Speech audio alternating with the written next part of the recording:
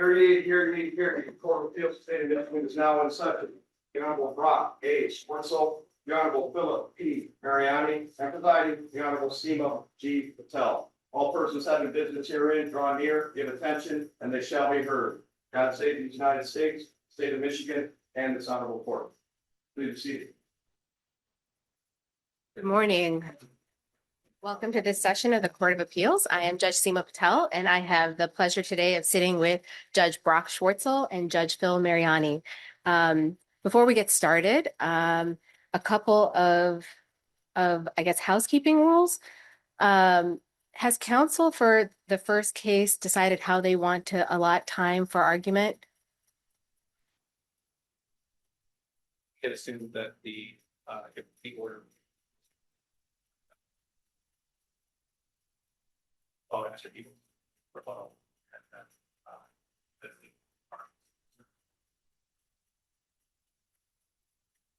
Okay.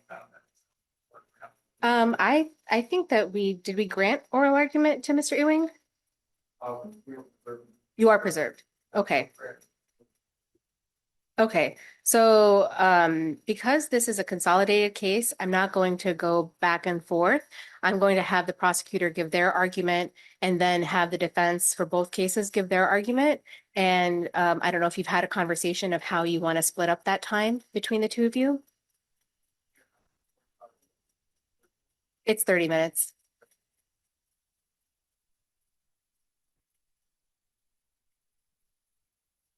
$20 for you, $10 for you. Okay, great. And then you will have time for rebuttal. Thank you very much. We will begin. I'll call the case. Item number 5, docket number 370807 and docket number 370809. People v. Derrico Devon Searcy and people v. Daryl Rashad Ewing. Good morning. May it please the court. Dan Hebel on behalf of the people of the state of Michigan. Now, the basics are all in the pleadings. So I'm going to point out some things, but I just want to let the court know anytime you have questions, please, that's why I'm here. Okay. Is to make sure that all the court's questions are answered.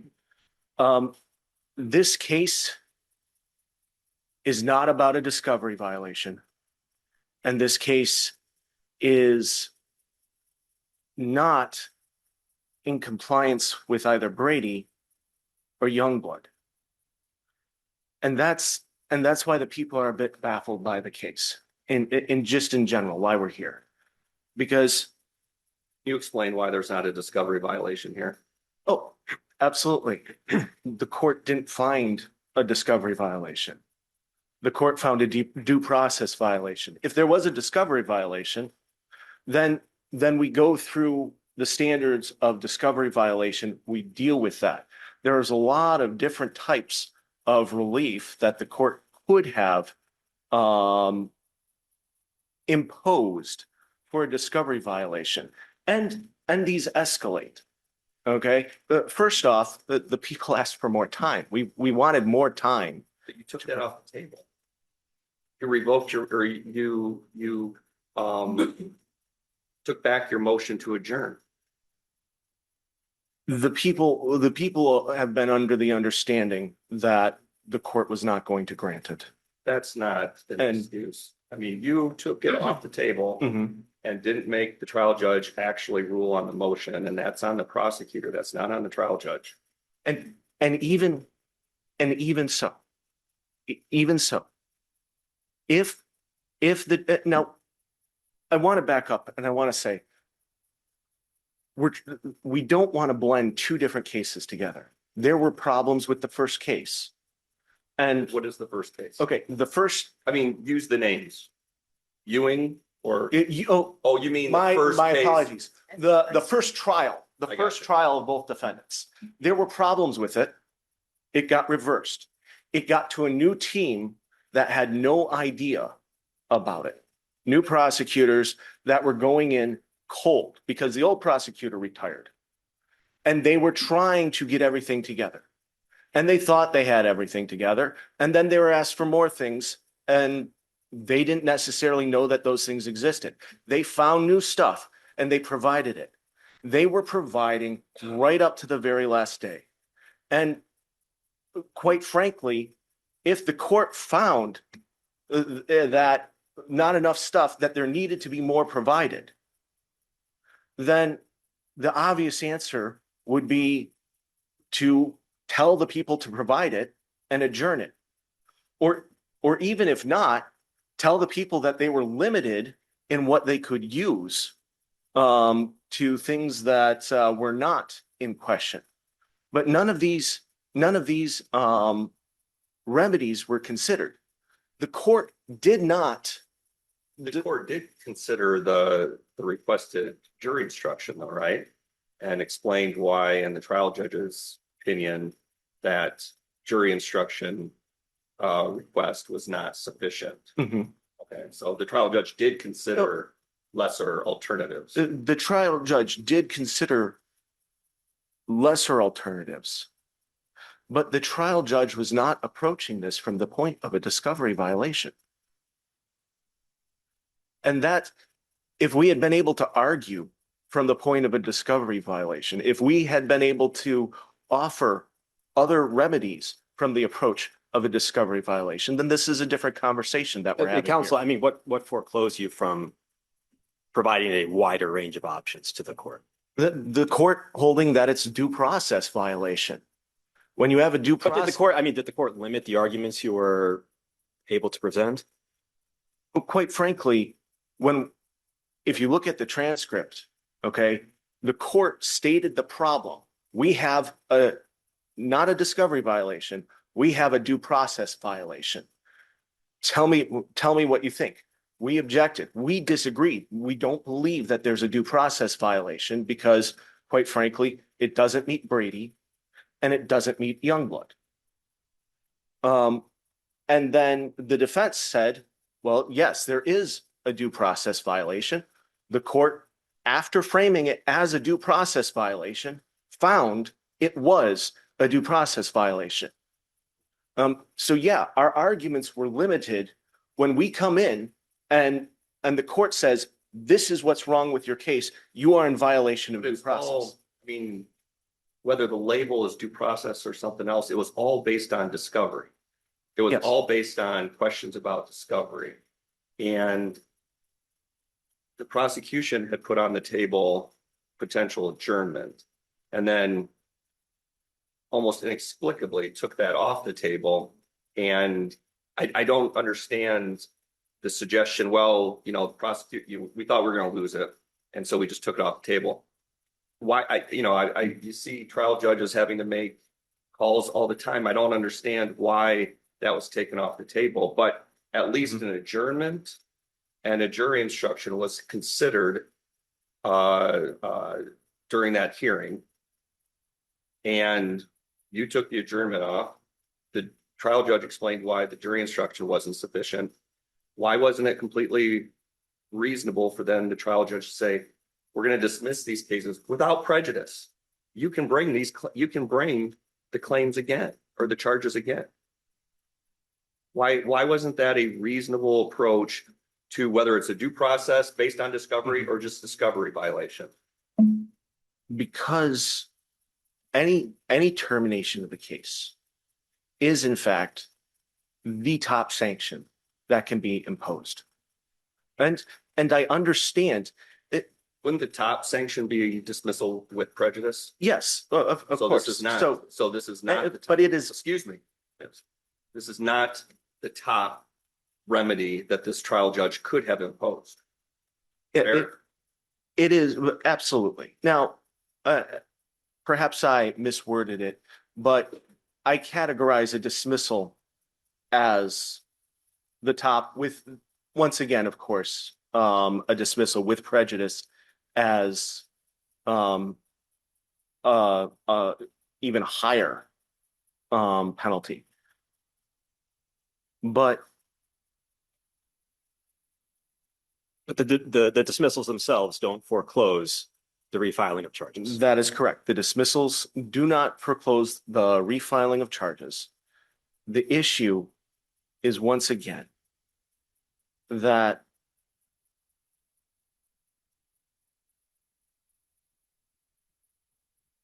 if this had all been framed as just a discovery issue, if that's what we were discussing, a discovery issue, then things are very different. If we're talking 6.201, okay, there are all kinds of things that we can go to discuss.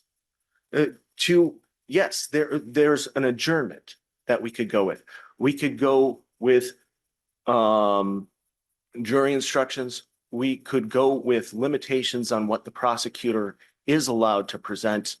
We can go with other types of things as provided by the court.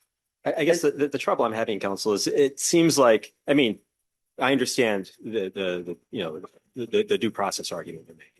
But ultimately, the court had a problem that it was trying to solve, right? That involved discovery.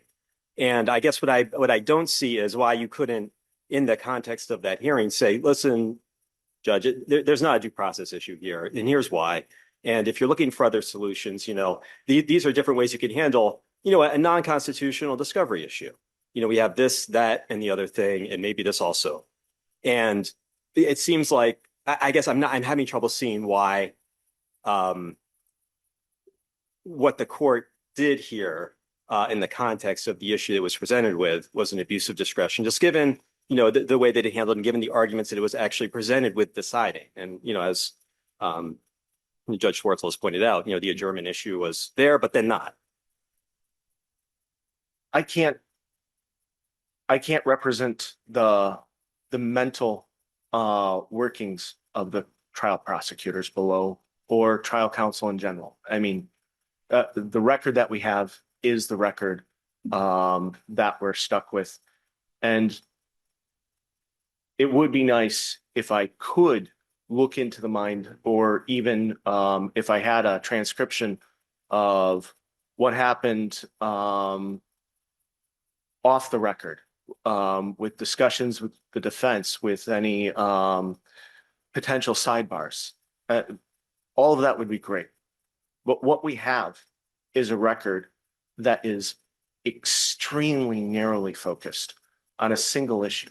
Even if we were to look at this through a due process lens, due process is a very flexible doctrine. You just have to get the process that's due to you. And it can be, formatted in such a way that it deals with the individual problem. The individual problem here all involve discovery. And so even if you couch this in due process terms, wouldn't, one of the remedies that you could have, that the prosecution could have requested is, Your Honor, we just need, if it's a due process problem, we need to give the defendants more process. So let's have an adjournment for 60 days and we'll go back and scour the records again. I mean, there's ways that even if the trial court was focused on due process, for you to make these same arguments that you're making here in terms of there was all kinds of options we could have explored. I don't see how the trial court putting it in terms of due process somehow foreclosed you from making all those arguments about what could have happened. When the trial court put it in terms of due process, we got shuffled into the issues of Brady and Youngblood. And this is neither Brady nor Youngblood. So, this is something that is endlessly frustrating. The trial court didn't find that anything was exculpatory. Did not find that at all. And the trial court specifically found that there was no bad faith. The prosecutors were doing their best and actually made a record of that. I understand that there might be frustration with how the issues were presented in the trial court, but as a prosecutor, you knew that there were discovery issues. You knew that there were issues with discovery being produced late or not being produced. And why doesn't this just come down to a fundamental fairness issue? I think one of the things that I'm struggling with is that we have a abuse of discretion standard. What was the abuse of discretion in in dismissing the cases without prejudice because of these discovery issues? Well, the abuse of discretion is using due process, either the Youngblood standard or the Brady standard, and finding that the people were in violation of that without the legal cause to do so. Those are two very specific issues involving due process. But as Judge Schwartzel intimated a few minutes ago, due process is actually a broader spectrum. And I think that, like, how was this not a example of the trial court weighing the issues in front of it and deciding that in order to preserve the fairness of the process and of the case, to dismiss without prejudice? How does that raise to the abuse of discretion? There's three evidentiary issues that the court was looking at the time. One was an alleged missing video between the OIC and defendant Ewings. We stop there. Yes. Is it the case that the original investigating officer in charge had not been talked with by this group of prosecutors up until the Friday before the trial? Or the Thursday or Friday, I mean, the day or two before the trial was to begin?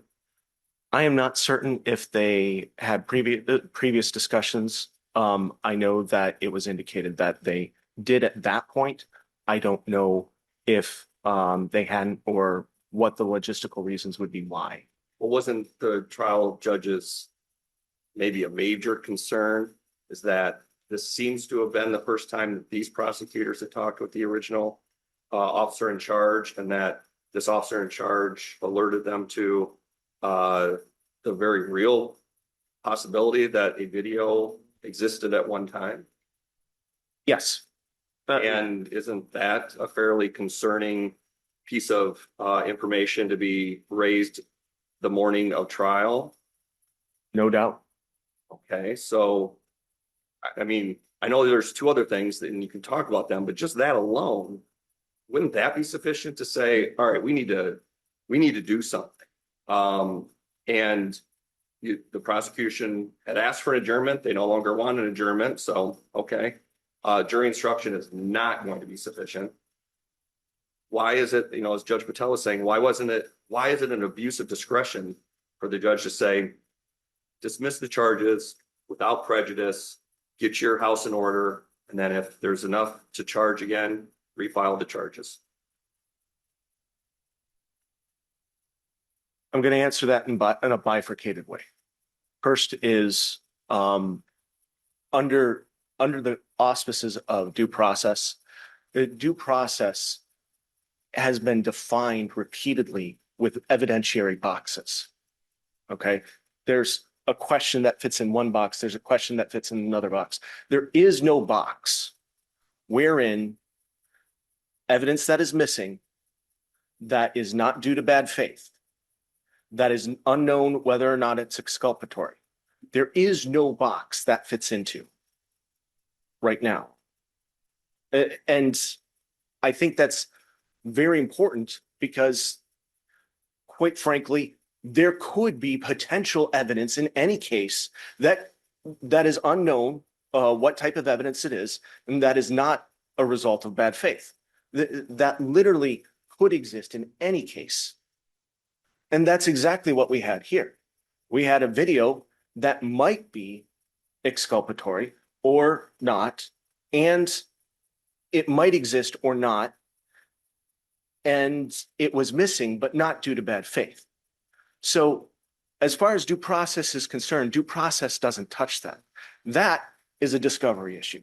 All right, so let's just look at it through the lens of a discovery issue. And through the lens of the discovery issue, the easy thing would be for the judge to say, well, in that case, you can't bring up gang affiliation at all. If there's something that might take gang affiliation off the table, okay, and you don't provide that, then gang affiliation is off the table. That is one of many remedies that would have worked. but the prosecution didn't offer that. And I don't think you can just say, well, it was because it was framed as due process, because the prosecution did offer up a jury instruction. Mhm. And so, and the judge said jury instruction is not going to be enough. I don't see why the prosecution as an alternative during that hearing could have said, well, Your Honor, we'll take gang affiliation off the table. We will not bring it up during trial. Why was that? I mean, is it just the fact that we've had more time and we've thought about this now? Or, Well, quite frankly, if you look at the transcript, it is short. It is not, let's sit down and brainstorm all the ways we can preserve this case. The judge says the case has a terminal flaw. And then the defense says, I agree. And the people say, we don't agree. And the judge says, yeah, it has a terminal flaw. There was no discussion really on how to preserve the case. This, when we got to that point, it was, let's put on the record the reasons for the dismissal. It was clear from the outset. The court leading in talked about why it found that there was the due process issue, and that it gave both sides a brief opportunity to speak and found the due process issue. So, yeah, we're going to come up with a ton of stuff later because there was no time to come up with a ton of stuff then.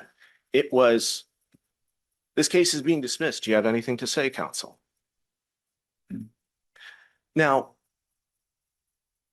I understand that the court found that there were issues. Okay. And quite frankly, we wouldn't be here if it was any issue not rising to the point of a dismissal. If the court had imposed any sanctions or requirements on the prosecutor to either what we are allowed to say, what we are allowed to do, when we are allowed to go forward, what we had to provide, any of that, and we wouldn't be here because we would have complied. And that was one thing that the court found. The court found that the people were trying to comply with everything. Counsel, can I just, why not just refile the charges? Help me understand.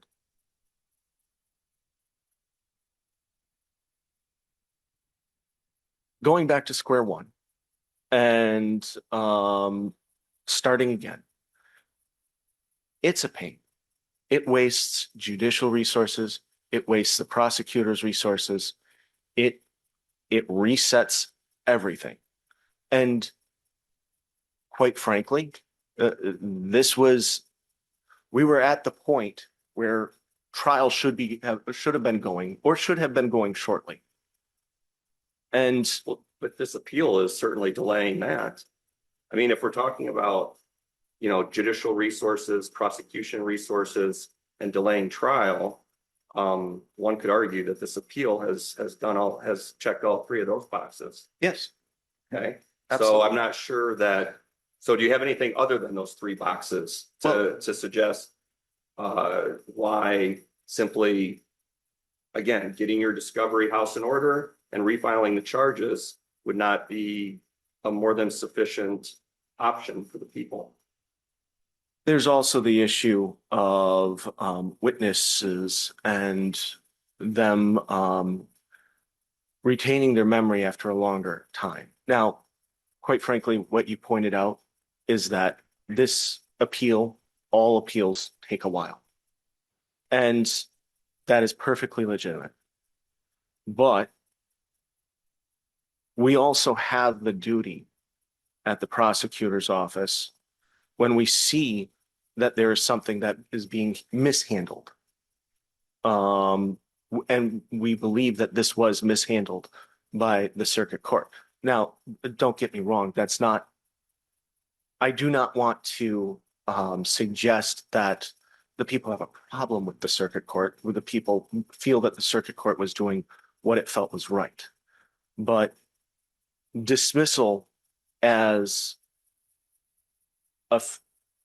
a base level of sanction, even dismissal without prejudice, is something that will as a practice cause intense problems throughout this. Counselor, you have about 5 minutes of argument left. I don't know if you wanted to reserve anything for a rebuttal. Yeah, I might as well do that unless there's any other questions that the panel has. Oh, not for me. Okay, thank you. Thank you.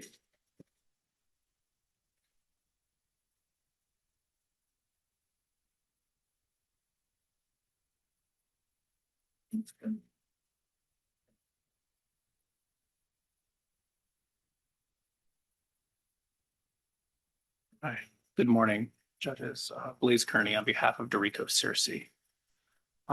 Judge Swartzel, I think you hit the nail on the head when the decision of the trial court here fell within the range of principled outcomes, is that it wasn't the most extreme sanction or remedy that could be offered with the dismissal without prejudice. It wasn't an adjournment. It wasn't a particular curative instruction, one of which was withdrawn, the other which was considered and rejected. And so under the abuse of discretion standard here, the trial court should be affirmed because it wasn't an abuse of discretion for the trial court to dismiss without prejudice the charge in this case. And that's true underneath the rubric of due process, 6.201, or a remedy for a Brady violation. A decade after Mr. Searcy and Mr. Ewing were imprisoned, and only after a new trial had been ordered, it was discovered that the prosecution had withheld a Mirandized confession of the man who was responsible for this murder. In the lead up to the retrial, defense counsel concerned that the prosecution had additional exculpatory information it had not disclosed. The defense undertook every effort, filed motion after motion, to try to compel what Mr. Searcy was entitled to under our Constitution, the federal Constitution, and the court rules. And time and again, the prosecution claimed that it had disclosed everything that it was required to for 3 years. And that wasn't true. So the prosecutor on appeal indicated that the real problem, or at least a real problem, is that the trial court looked at this, at least in part, through the lens of due process rather than just an ordinary discovery violation. It looks like an ordinary discovery violation. I don't know that I see the due process there. Is that something that is concerning for us on appeal, or can we treat this as a decision made with regard to discovery, whether you call it the due process or anything else, and look at it through that lens? I think both would justify the outcome of affirming the trial court in this situation. As a matter of course in trial court, because you're not citing 6.201 when you're engaging in discussions, almost goes without saying, because we're talking about discovery violations. I think the nature of what happened here is the number and the intensity of the discovery violations accumulated into a due process violation, because the requirements of 6.201, specifically subsection B, largely overlap with the prosecution's due process obligations, that I think the result is justified, whichever lens the court uses to actually look through it. Is it also fair to say that it was the discussion with the original officer in charge, I think on the Friday before trial, that really kind of pushed this trial judge maybe over the edge a little bit? But as I recall, that discussion had more to do with Mr. Ewing and not your client. Does that matter? Do we have to look at this as, with each individual defendant, or because it was consolidated, do we just look at them as kind of a group? A couple of things, and this is a little bit of a multifaceted answer, so it's going to take me a second to get there. But it does relate to Mr. Searcy and Mr. Ewing, because the particular piece, and I think this is bigger than just those three pieces of evidence that were discussed sort of at the last minute. There is the Beal-Dotson recording, which is actually, I think, the most important piece of evidence. It's undeniably exculpatory. In this case, the government's theory was that Mr. Searcy and Mr. Ewing committed this murder. The defense theory was that Tyree Washington, the man who confessed under Miranda warnings, and William Beal were the people that committed this murder. This lost tape recorder, recording tapes, contained a statement from William Beal that he was there in describing the murder. So it was diametrically opposed to the government's theory.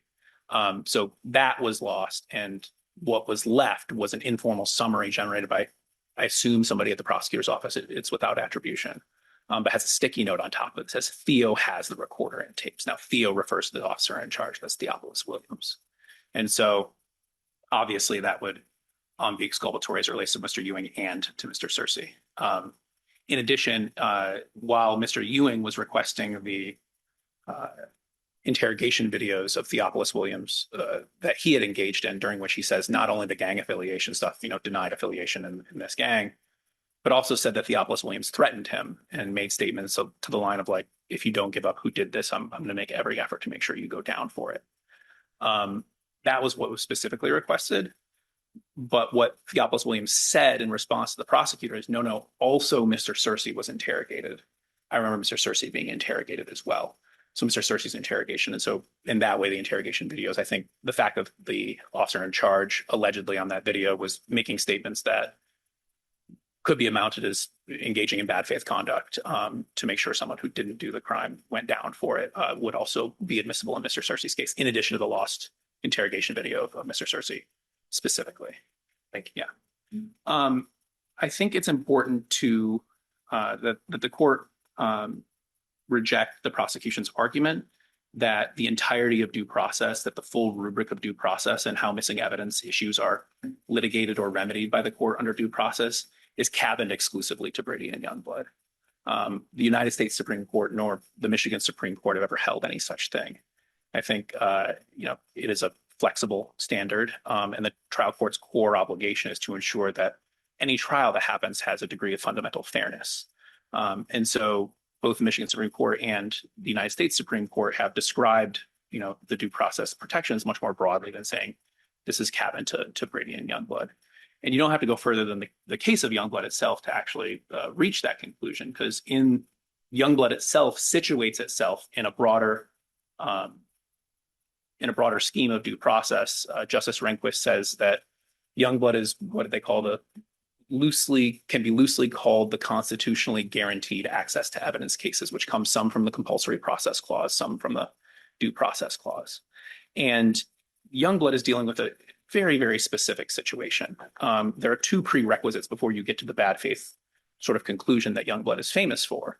The first of those is that the prosecutors completely complied with Brady in that case. They disclosed everything they were required to disclose. They didn't hide the ball in any way. They didn't make any misrepresentations. The evidence was spoiled. It was biological evidence that couldn't be tested any longer because it hadn't been properly refrigerated. And so the prosecutors were open and honest about everything that happened in a timely manner. That's thing one. Thing two that's prerequisite in Youngblood is that the evidence was only potentially exculpatory. Because it was untested biological evidence, it was an evidentiary black box. No one had any indication whether or not the evidence that they would test would actually result in exonerating the defendant. And so the question the court confronted in Youngblood didn't have anything to do with prosecutorial misrepresentations and had to deal with potentially exculpatory evidence. And the question was the appellate court correct in upholding a dismissal with prejudice under those circumstances? They said no. They said you need evidence of police bad faith if under those circumstances you were going to consider dismissing this case forever. And so I think, you flip to Brady, which by its own terms in the actual text of Brady itself says that the Brady obligation exists irrespective of the good or bad faith of the prosecution. And so neither of these doctrines provide for situations where there are prosecutorial misrepresentations that lead to late or non-disclosed evidence that the defense cannot make use of at the time of the scheduled trial. And that's the situation here. And the idea that prosecutorial misrepresentations are not permitted in the presentation of evidence has existed long before Brady. Brady's a 1963 case.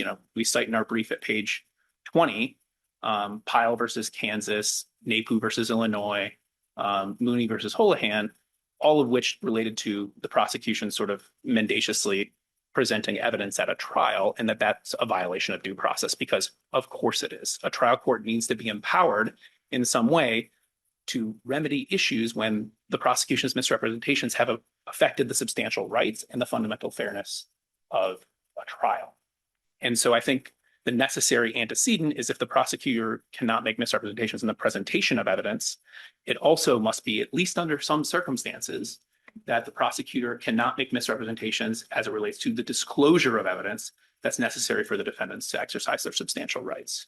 And so I think that in our brief, we talk about Valenzuela Bernal. That's a case that Youngblood cites that does this analysis that says, is what happened here, which is not a circumstance the court has seen before, rise the level of the due process violation that infects the fundamental fairness of the trial. Hey, counsel, does the constitutional versus non-constitutional characterization of this matter here? I think it depends on what the court means by matters. If the outcome is the same that this court should affirm, I don't think it matters whether the court finds that the court's finding of general due process violation here was justified, or that under 6.201, the court's finding was justified. I mean, People v. Davey makes it very, very clear that among the rubric of options that the trial court has before it when considering a remedy for a discovery violation includes dismissal of the case without prejudice. And so if the court means that, I guess, is the format of relief any more appropriate under one characterization than the other? I mean, I think that, I think the court said due process. I think the court meant due process. I think the transcript of that day, the court was faced with a dilemma, as I think you all had, your honors had indicated during Mr. Hebel's argument, that it had a real dilemma there. It could not have a trial that day that would comport with due process, not when there's still exculpatory evidence that's missing. That would impact the way the trial would go, especially as it relates to the recorder, the recorded statements of William Beale, that we don't have the actual words. We have an unattributed transcript that would be almost impossible to impeach somebody with. And so there wasn't a written adjournment request before him. It would be difficult to fashion a curative instruction, and Mr. Hebel suggests they could be prohibited from introducing gang evidence. I don't think that was the main thrust of what the issues were here, but also the issues weren't confined to like whether or not the prosecution would be able to introduce inculpatory evidence, but rather whether or not Mr. Searcy and Mr. Ewing, who, let's be clear, were having witnesses driven from federal prison around the country. There are Wayne County Sheriff's deputies en route to go pick people up in Oklahoma when this happened, would be able to actually make use of that material that was lost or late disclosed in the course of the presentation of their defense. And so, yes, I think under People v. Davey, the court balancing all the interests that were before it landed on one that was, not unlike an adjournment when you think about it. The only side effect is that it doesn't punish Mr. Searcy and Mr. Ewing with continued incarceration. Well, I mean, we've talked about the issue of timing with opposing counsel, and arguably pursuing this appeal rather than going and seeking to refile very shortly thereafter, after the dismissal. Maybe that has used up more time. I don't know. Explain to me the process that you understand. Let's say that the prosecution took 60 days and just went back and scoured everything and satisfied themselves, and they believe could satisfy a judge that all the discovery had appropriately been found and could be turned over, and then refiled on day 61. How long would it take for the trial to take place after those charges are filed, assuming we don't have a lot of the pretrial stuff that we've already gone through? A lot of the motions wouldn't have to be re-argued. How far along in the process would it have been if the prosecution had taken that alternative route? It's a guess, I get it, but give me your best guess. I think that's going to be a function of like what the trial court's docket was looking like. So it's Wayne County, it's the docket that is there right now. Yeah, understanding that, I don't practice any longer in the Wayne County trial courts. I do know during this trial that the trial date was set in June of 2023, so it was set 9 months out. And that's the point they had sort of arrived at the final conference. All the motions have been filed, all things of that nature. And so, So at least a year out from the from the refiling, at least a year. Correct. Fair. But I don't think the result would have necessarily been all that different. The difference is that 60 days, right? So the trial court always is trying to prioritize the oldest cases, the ones that are where people are incarcerated, to go first. And so you're always getting to the end of the line. And if they had to adjourn, presumably it would have been just as difficult to come up with a trial date because, you know, in terms of just getting the jury and everything, if there was an adjournment, would they have realistically been able to have a trial within 60 days, or would it literally have been in a year? I think it's more likely, obviously this is a hypothetical. I think it would have been closer to the year. And the reason is that the prosecution endorsed more than 30 witnesses at this trial. The court had set aside 3 weeks. The defense had 50 witnesses on its witness list. Obviously, it probably wasn't going to call 50 witnesses, but had written people out from federal prison. The Bureau of Prisons requires a significant runway because it has to physically hand off federal prisoners to the custody of Wayne County Sheriff's deputies, who then have to drive them across the country. And so, you know, getting through the federal red tape to get somebody out of federal prison to testify for the defense can be a significant Well, undertaking. adjournment would not just have been a delay of a few weeks. It probably would have been a very substantial delay. Is that fair? I have every reason to suspect that that would have been the case. And so I think that it's important to understand that, you know, the trial courts afforded an abuse of discretion standard for discovery violations and these due process determinations, because trial courts are expert and the bulk of their work is facilitating the exchange of information. You know, almost every single hearing that the court can see from the record in this case was one at which discovery was disclosed and discussed, or not disclosed and argued about, all the way from 2021. There are motions to compel being filed into 2023, and then obviously what happened in 2024. And so, you know, I disagree with Mr. Hebel that this is a very short transcript. The trial court makes very clear in the course of that transcript on page 5, 7, and 12, makes references to, you know, says this is just the main issues we've been talking about just this past week, is how he discusses it. Once it becomes clear that the prosecution has backtracked on a lot of their previous representations, he sort of wonders aloud. He's like, well, what does this mean for everything else?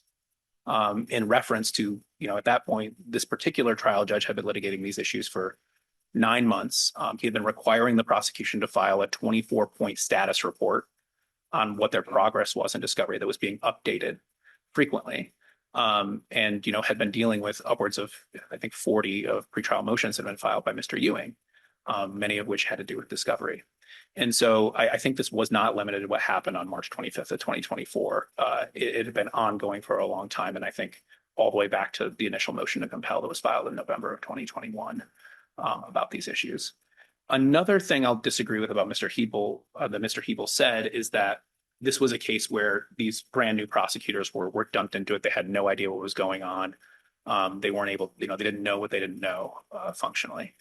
The original trial prosecutor handled this case for the majority of the time that this spent the 3 years leading up to the retrial. So the original trial prosecutor came back for the case and handled it from March of 2021 through sometime in 2023, at which point there was an intermediary prosecutor.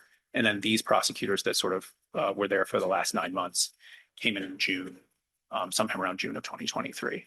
And so, you know, a lot of the litigation, a lot of the representations that the government's disclosures were complete. They had turned over everything twice. At one point, the trial prosecutor staked her reputation as being a prosecutor in that courthouse for 30 years to vouch for sort of the completeness of her disclosures.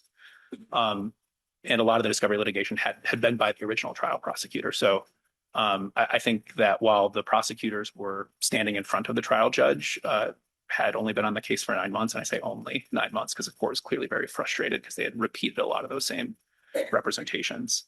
I think that that also explains that why the trial judge had these comments where he says, well, these prosecutors have, you know, I think have been diligent in trying to run some of these issues to the ground now, albeit in the last couple of weeks, but they had actually made efforts and had actually, you know, said, hey, we got it wrong. Previously, there might be more.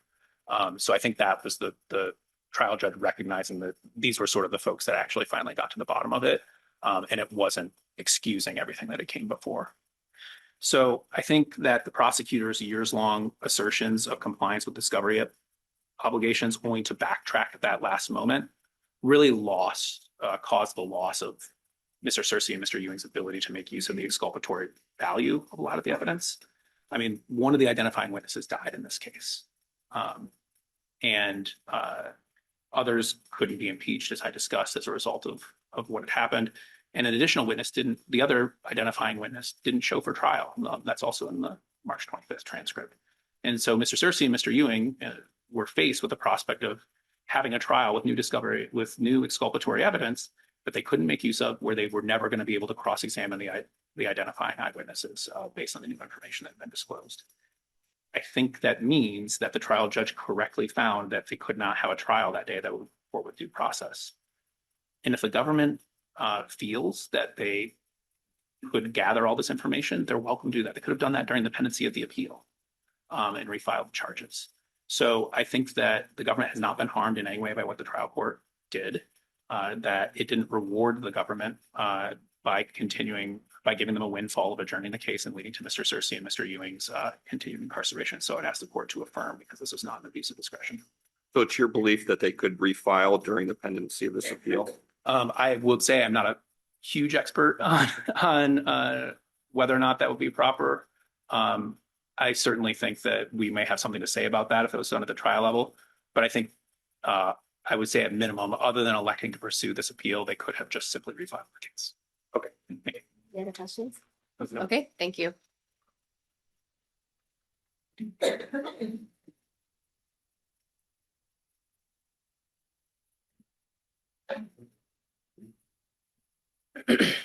Good morning, and may it please the court. I am Raven Lockridge, a law student with the Michigan State Public Defender Clinic, arguing under Michigan Court Rule 8.120. I'm here on behalf of Mr. Ewing, who is joining us in the courtroom today. This case has been ongoing for 15 years without a resolution, and through it all, Mr. Ewing has maintained his innocence. March of 2024, Mr. Ewing finally gets a chance at a fair trial, where Mr. Ewing filed over 40 motions, including motions for evidence to receive evidence that he previously did not get. But yet he was still met with months and months and months of lack of preparation and diligence by the prosecution. The Friday before trial at 12 p.m., as you stated, Your Honor, the prosecutor decided that they want an adjournment, but at the start of trial decided we should actually continue trial and just limit the jury instructions. The court explained that they could have not continued trial this way. It wouldn't have been fair for Mr. Ewing. So If we look at this as, I don't want to say ordinary discovery violation, but the kind of discovery violations that happen in criminal cases, if we look at it through that lens, is it still appropriate for the trial judge to have dismissed rather than some lesser option, an adjournment, a jury instruction, a foreclosure of bringing up certain topics? yes, Your Honor, it was appropriate. It would have been appropriate for the judge to dismiss without prejudice under these circumstances. So why? Mr. Ewing had been filing motions. He was also in jail at the time that this was going on. The prosecution knew that the judges trusted the prosecutor to get the evidence. The prosecutor knew that they needed to get the evidence. They continued to explain that they did not have the evidence, but yet would come back with evidence that they found in the back of the box or wherever they had it. And during that time, Mr. Ewing was in jail, and the appropriate remedy, balancing the light of the circumstances, was a dismissal without prejudice. And adjournment, which they took off the table, as you stated also in your first questioning to the prosecution, they took adjournment off the table and they wanted to continue trial. So he considered the adjournment, he considered the limited instructions that they asked for, and found that those circumstances would have not been proper in this case to continue. So dismissal without prejudice was proper. And we can see this happen in the case People v. Evans that this court decided December of 2025, where it's an unpublished opinion. We couldn't file a supplemental authority because it's unpublished. So the court number is 371196. And in that case, the trial court dismissed the case without prejudice due to the prosecution not having witnesses show up on time after the judge gave them multiple time to find the witnesses and get evidence to bring to the court. And the last time that they told the judge that the witness they were looking for was actually deer hunting. And so they couldn't bring. The judge dismissed without prejudice, and this court affirmed a very exact thing. The same thing happened. Counsel, I'm sorry to interrupt, No, but you're what was that? What was the nature of the error there? Was it a due process violation? Was it a discovery violation? Just tell me a little bit more about the case. The court didn't explain that it dismissed based on due process or discovery. It dismissed, but the nature of the conversation was about discovery and having a witness on time and having the evidence discovered in the case. So just like here where the judge never explained, this is a blanket discovery violation. It's clear that the conversation was about around witnesses and evidence and discovery. And the fact that the evidence and the witnesses were not available and they did not act diligently to make sure that the evidence and the witnesses were there, they couldn't continue trial. And that was then the trial court's discretion this court held. Further, the court properly exercised discretion when it dismissed without prejudice based on 15 years of remedy, as Mr. Blaze pointed out, counsel for Mr. Cersei pointed out that it would have been proper because of the exculpatory evidence that Mr. Ewing was deprived. We adopt Mr. Cersei's arguments in full, and I'll be happy to answer any questions. If not, I'll move further.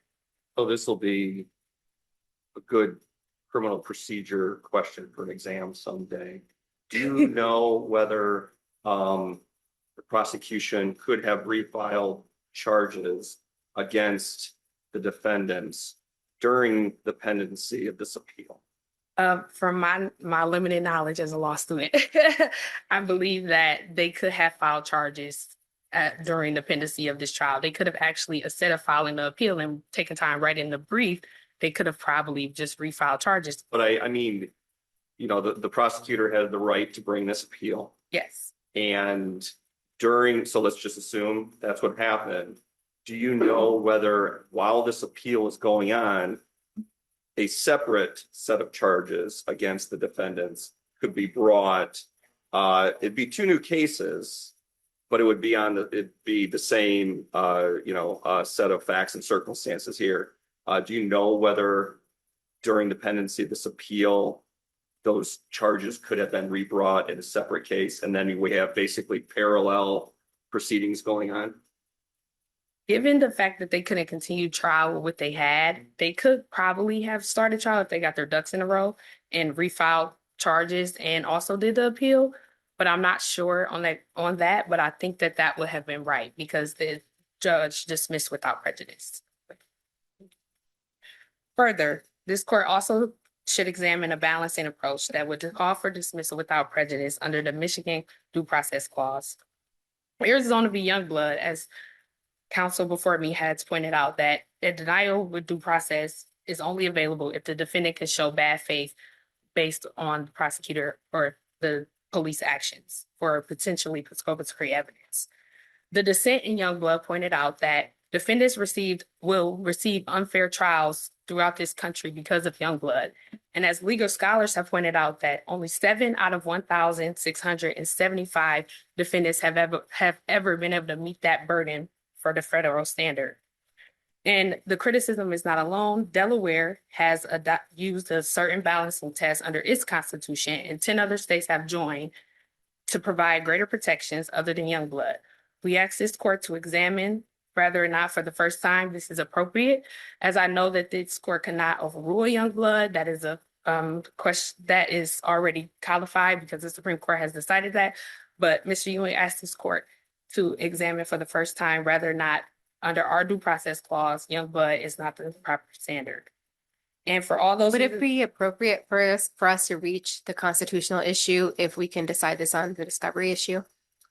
If you could, this is an alternative argument. Our prior argument is that this case is, the trial court was within its discretion to dismiss under Michigan Court Rule 6.201, and that it was proper to dismiss without prejudice. If the court reaches the Youngblood question and decide that the discovery question is not in no way, shape, or form the way to go, it should look to the Youngblood alternative under our due process clause as an alternative. If not, I don't think that it needs to be reached if the discovery violation question is the answer. Because we can avoid it under the constitutional avoidance doctrine. Is that? Yes. That's the conclusion? All right. And for all those reasons above, this court shall affirm the trial court decision and dismiss the case without prejudice. And if the court disagrees, it should remand for further consideration under the proper legal standards. Thank you. Any questions? No. Okay, thank you very much. Thank you. Counsel rebuttal? Yes. Thank you, Your Honors. This court has jurisdiction. and therefore we can't refile. Once this court takes jurisdiction, all matters below would be stayed in the expectation that this court will dispose of this case in some manner. And after that, then there's another 56 days for either party to request leave to appeal to the Michigan Supreme Court. So maybe it's a technical point, but do you know if charges had been refiled, let's say, again, my mythological 60 days were taken Mhm.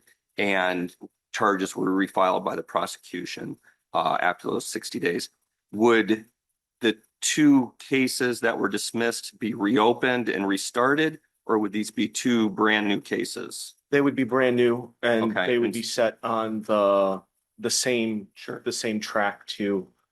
So Go- assuming that it's your belief that two new cases could not proceed along a parallel path to this appeal, even though, and the practical effect or the practical rationale may not make much sense to keep them parallel, but it's your understanding that because the same facts and circumstances would be involved, even though it's completely different cases, those would be stayed or somehow paused while this appeal took place.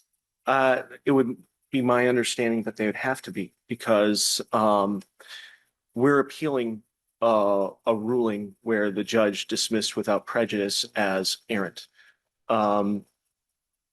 Which means that this case survives. And while this case survives in the Court of Appeals until you decide what to do with it, if we charge again under the same facts and circumstances, and that's double charging, we are in violation of double jeopardy. I'm not sure it's double jeopardy, but I think you're right. I mean, it seems odd, and maybe I don't mean to waste time going down this. It's just an interesting criminal procedure question. Absolutely.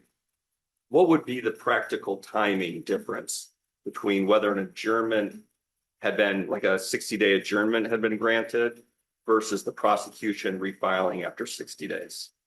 An adjournment would get dealt with much, much faster because once Why? again, Because this trial Mhm. sounds like it was going to be a logistical nightmare, and it was going to probably be at least a year and a half out from the adjournment, or not. I would think it would be within the next few months because when you have an adjournment, the trial courts all try to shift things to get that case on because that is an ongoing case that's on their docket.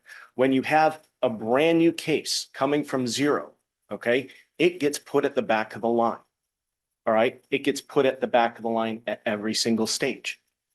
Okay, so we would be talking a significant delay in starting from scratch. So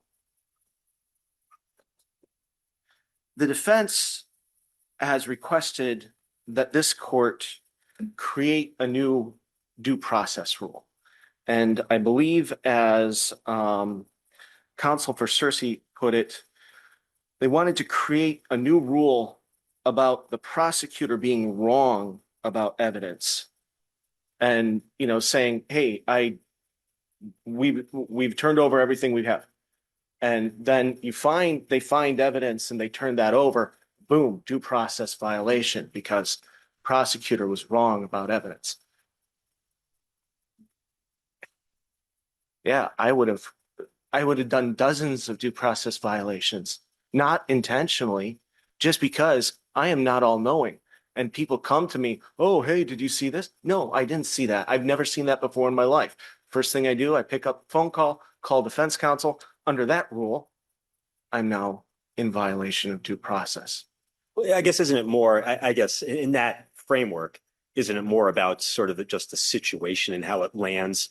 I mean, if that happens, weeks or months before trial, then maybe it's not the same that it happens the eve of. And that's sort of where you get into the fundamental fairness. Well, when it's due process, it's either one. If you're arguing that, we're talking discovery violation, prosecutor said I had everything, now he says he doesn't.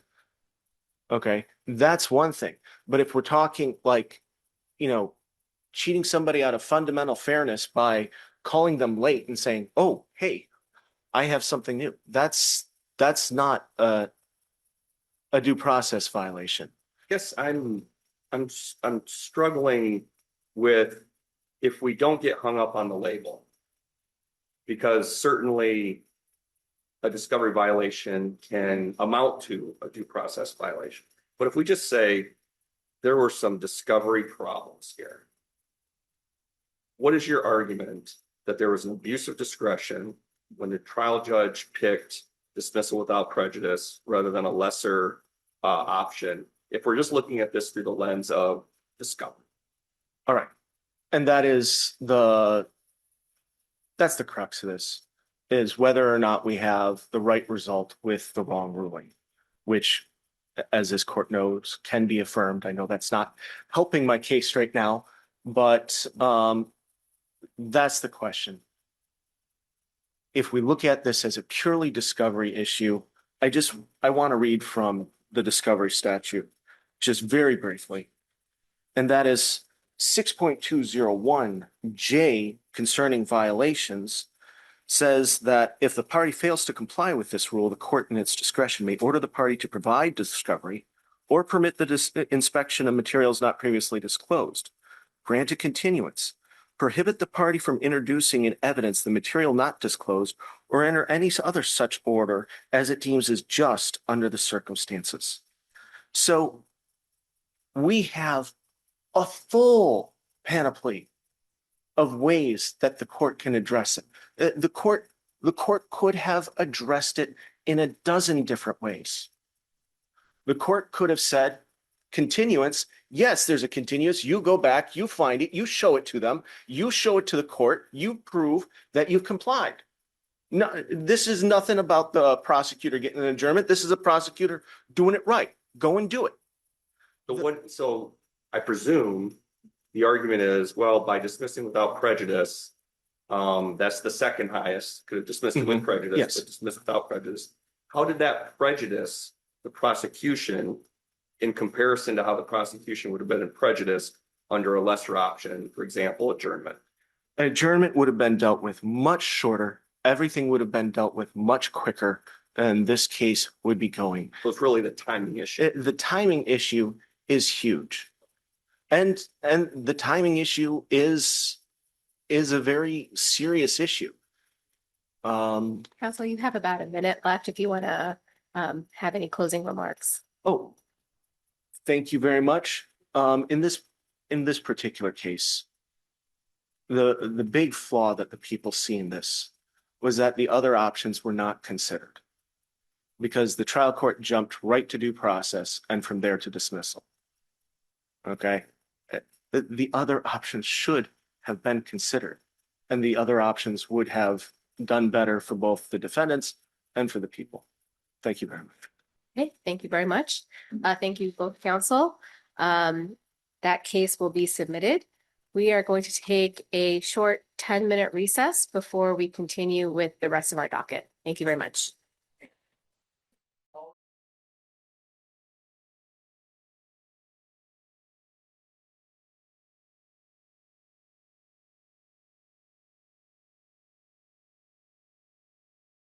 Good morning. Welcome back.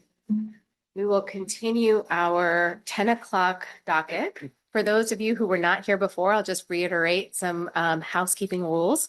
A lot of our cases today, our proceedings are recorded, and we have cases that deal with minors and protected individuals. I would ask that you be sure to not use any identifying information, such as names, etc. Other than that, this time is yours. Know that we have looked at the briefs and done a lot of our research. So if you can go right to the core of your argument, that would be great and helpful for us in terms of listening to your oral argument. But the time is yours, and you're free to structure it in however way you see fit. With that, I will call the next case.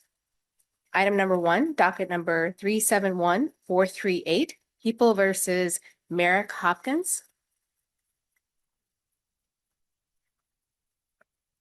We have remote oral argument for Ms. Young. Yes, good morning, Your Honors. Good morning, Ms. Young. Laurel Kelly Young on behalf of Mr. Hopkins. And I guess I just wanted to emphasize in my brief, I bring this up every time for before that the word serious I think needs to be taken more, I guess, more seriously. And in this case, the judge added on 10 points at the sentencing that's not reflected on the sentencing information report, and then gave him 60 months, which is well beyond what he would have received had he had correct guidelines. And that is the gist of my argument, and happy to answer any questions. Do you have any questions? Okay, thank you very much. You have plenty of time for rebuttal. Well, good morning, Your Honors. Brandon Barlag on behalf of the people, on behalf of the Oakland County Prosecutor's Office, Zapoli. I am here for my former colleague now, Danielle Walton, who has left us. We miss her dearly, but wish her well. Your Honors, I'm going to rest on her brief unless the panel has any questions. I think the issues were clearly outlined in her brief. Any questions? I have one or two. Okay, please. I mean, I guess, so tell me about the departure. Yes. So what, I guess let's start with the fact of it. I think the court mentioned something about criminal history. Yes. Did you argue that there's any specific part of this defendant's criminal history that wasn't scored through the guidelines? I mean, we have the PRVs, we have the habitual fourth. Was there any part of the criminal history that wasn't accounted for? I think the criminal history was accounted for on the record, but as the court noted in pages 42 and 51 of the record, the court accounted for the defense criminal history, the loss of the family relationships, the assault that took place, the fact that there were children in the home when the assault took place. I'm trying to break it up piece by piece. Sure, of course. So I just, in terms of the criminal history, then I think the criminal history speaks for recognizing that itself. that's scored and accounted for. Correct, yes. And then I guess but your position is that there's other things like the family relationship. Your position is that that's not. Yes, in its totality under Walden, using a reasonableness standard, the court did not abuse its discretion at that point to consider the upward departure. And what about the expressions of remorse? I mean, I think it's a subtle principle. You can't take refusal to admit guilt, Of course. into account. So how is this meaningfully different? Well, I think in its totality, what the court went through, I think the factors that the court had outlined, including the family relationships and the fact that they were overrode the remorse factor. So we don't think that. So from your position, you're also not hanging your hat on that as a basis to justify. I'm not hanging that solely on. I'm just saying in its totality. I think the record was clear.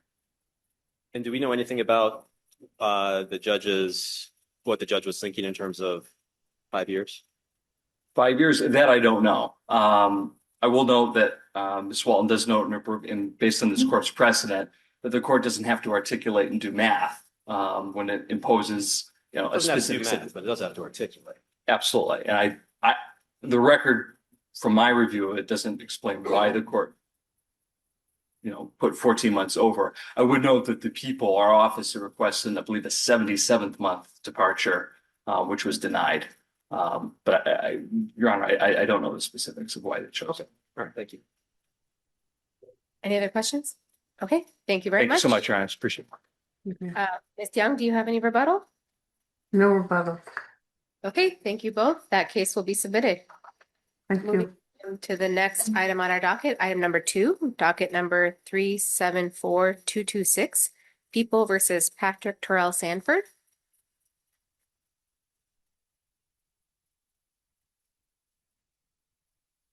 Right. Morning, Your Honor. Okay. Good morning. Morning. May it please the court. My name is Barton Morris, attorney on behalf of the appellant. I'll be brief, likely.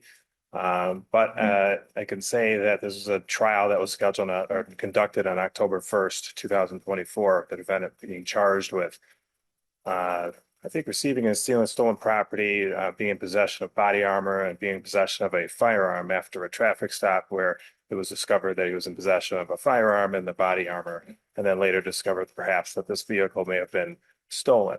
The major defense argument was that the defendant did not know of the firearm that was located in the passenger compartment or maybe in the center console of the vehicle.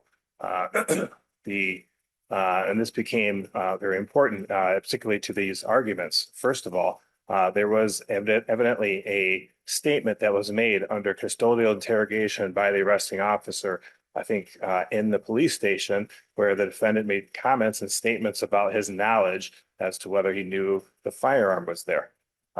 Those statements were recorded by the law enforcement video recording device, and the officer in providing Miranda even and then eliciting these comments knew that these statements were recorded. And so at the first argument in our brief is that knowing that they had these recordings, they contained material evidence. They did nothing in order to preserve them. I would argue that one, that could be bad faith, but more so, it's just a discovery obligation. They have to preserve these things. Where's the, I'm sorry, go ahead. I was just gonna say, didn't they have the testimony? Yes, they had the testimony, and that was what I think the people argued. Well, you can have this testimony, but that's not the same, because statements that are made immediately after the arrest are going to likely be more credible. When somebody gets arrested under these circumstances, as opposed to testifying at trial, those are completely two different scenarios, where the defendant can argue, look, I immediately told you that I didn't know this firearm was there. It was perhaps somebody else's, my wife's, whatever statements were made. The video that would have been very persuasive, could have been shown to the jury.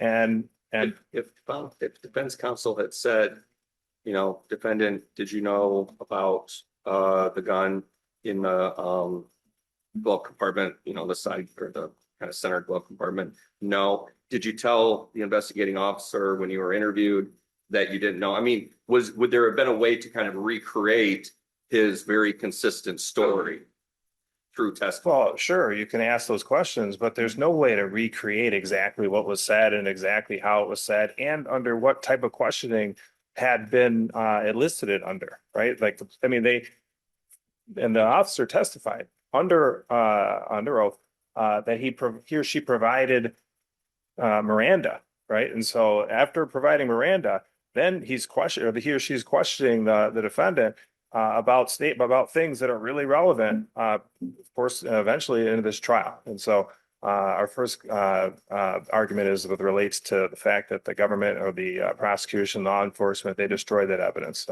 And we believe that that's in violation of the defendant's substantial rights. Next, there was on that date of trial, October 1st, the defendant being represented, I believe, by retained counsel, came before the court and said, I am not comfortable with this lawyer. He is not prepared whatsoever. He just gave me the police report 30 minutes before. I'd like an adjournment. I'm not sure if he asked for an adjournment, but ultimately I think he was intimating he needed an adjournment because he wanted to get a different lawyer. He didn't feel comfortable with his. And so obviously we're making the argument that that's a Sixth Amendment violation because he has the right to choose his own lawyer. And of course, the court then has to make a decision as to whether it's appropriate for there to be an adjournment of trial and to give the opportunity for the defendant to obtain his own lawyer or a second lawyer. And there's, of course, a lot of considerations that have to be made.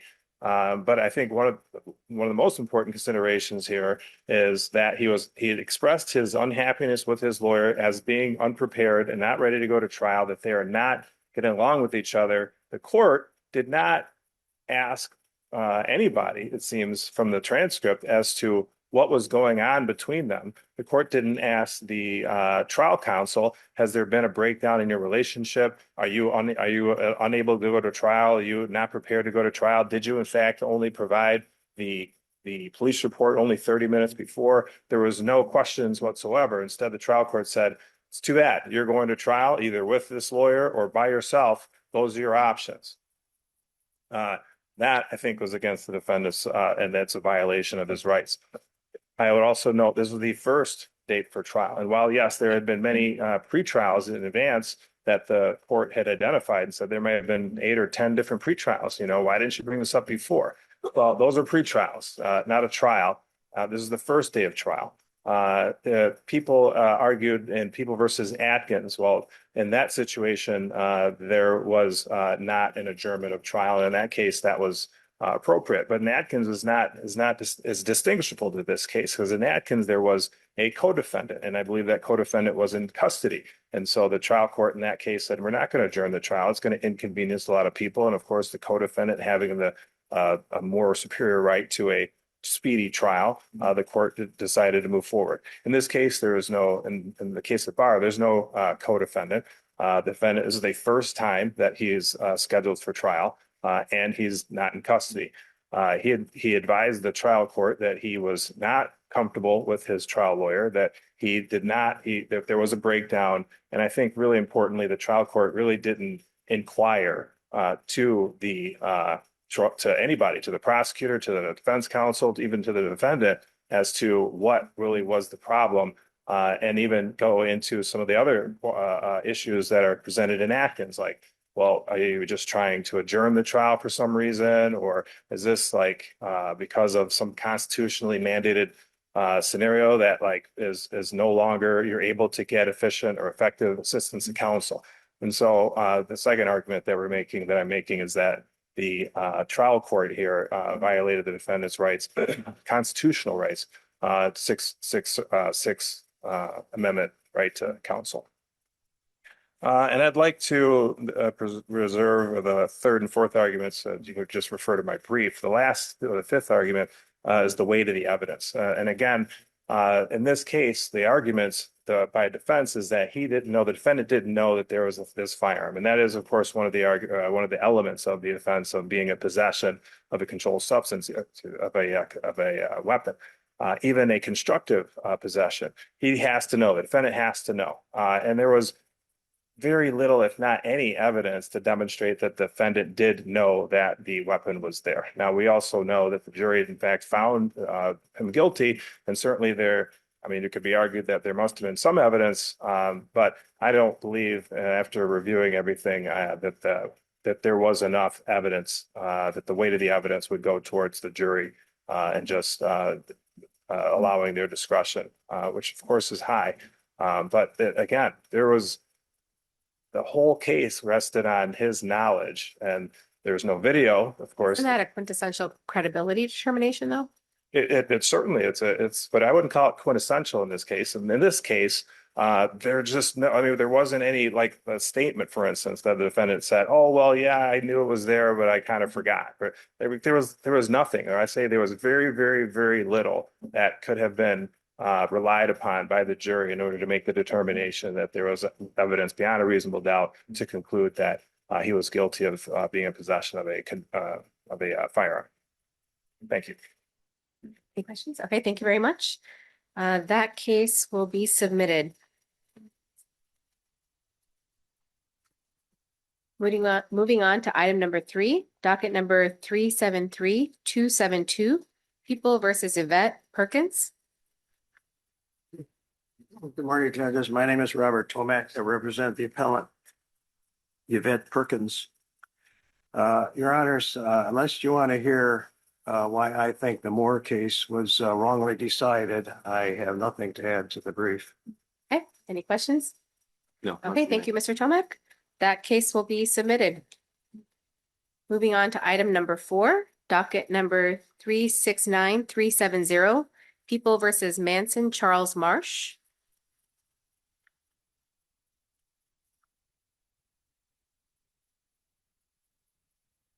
Morning, Your Honors. Gabrielle Ragland on behalf of the People appellant in this matter. I am covering for Ms. Fawn Armstrong, who is my appellate division chief. We're small but mighty, but she's busy today.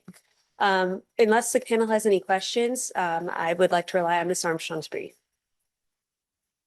Do you have any questions? So we should ask you 30 very detailed questions. You about absolutely should. Do you have any questions?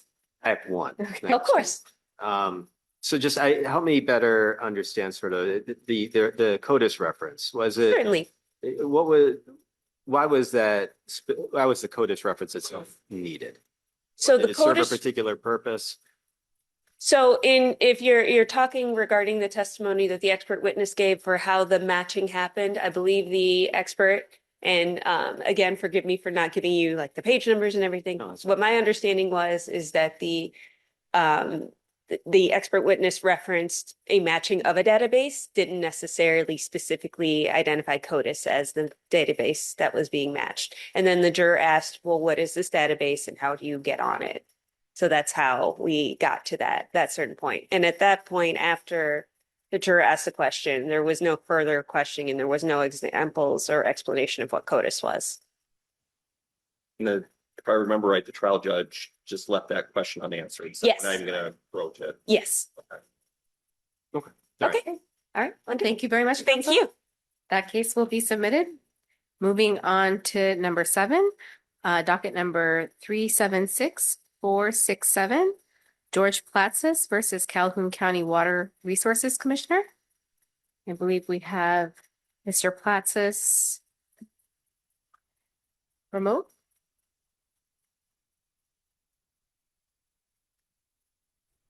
I'm here, Your Honor. Okay, do you have the ability to turn your video on? Yes, I do. I don't know why it didn't turn on. Hold on. Okay, there you go. Good morning. Good morning. Go ahead, Platsis. I'm trying to make, how do I, just one moment, please. Good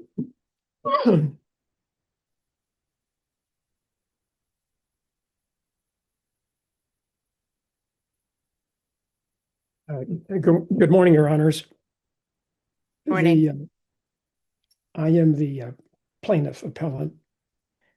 The question presented is this: when the court record contains unrebutted, documented, and verified details of a long-term taking of property, may this court award damages and final relief to plaintiff without remand. The record supports the following. Flooding another person's property without permission is against the law. Permission to flood plaintiff's property was never sought for 79 years, despite 5 drain code opportunities to do so. For 79 years, water occupied his property and deprived him returns on the highest and best use of the land in 1949, and the equivalent rental values for every year thereafter. Remediation is simple and straightforward. Clean out Helmer Creek between existing drains and existing culverts. Install 950-foot relief drain, tight along west property line to exit invert 814. Install a 650-foot relief drain, tight along Harmonia Road to Helmer Creek at invert 817. Supreme Court Justice Stephen Markman observed that the Drain Code of 1956 is exceedingly complex, known by few in the profession, and understood by far fewer. That observation, made in Elba Township versus Gratiot County Drain Commissioner, explains why this case ultimately rests not on the Drain Code, but on Michigan's Constitution, Article 10, Section 2, and the case of Merkur Steel Supply versus Detroit, Peterman versus Department of Natural Resources, and Department of Transportation versus Tompkins. In our case, Helmer Creek was already a well-engineered Calhoun County drain in 1947. For the next 79 years, the neglected, non-functional branches and extensions of Helmer Creek caused elevated groundwaters, caused farmland to become uncultivable, destroyed road frontage along Harmonia Road, destroyed homes along Harmonia Road, landlocked 15 acres of upland. The record establishes without contradiction that government actors caused, prolonged, and accelerated this destructive flooding and caused Helmer Creek to lose its drainage capacity for the foreseeable future. Under Peterman, water occupation, even if partial or gradual, constitutes a taking as a matter of law. Occupation was first observed and well documented in 1947. Defendant never paid rent. Tompkins and Mercer require the owner be placed in as good a position as if the taking had never occurred. Rental losses in 1947. Mr. Plattis? Yes. Mr. Platt, where is the approval of the proposed county drain in the record? Where do we go to look in the record for where the proposed drain was approved?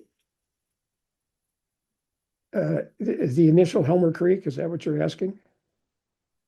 Well, for whatever drain we're here for, where do we go to find the actual approval in the record? Well, there is no record available, apparently. I did my best to find. I did find the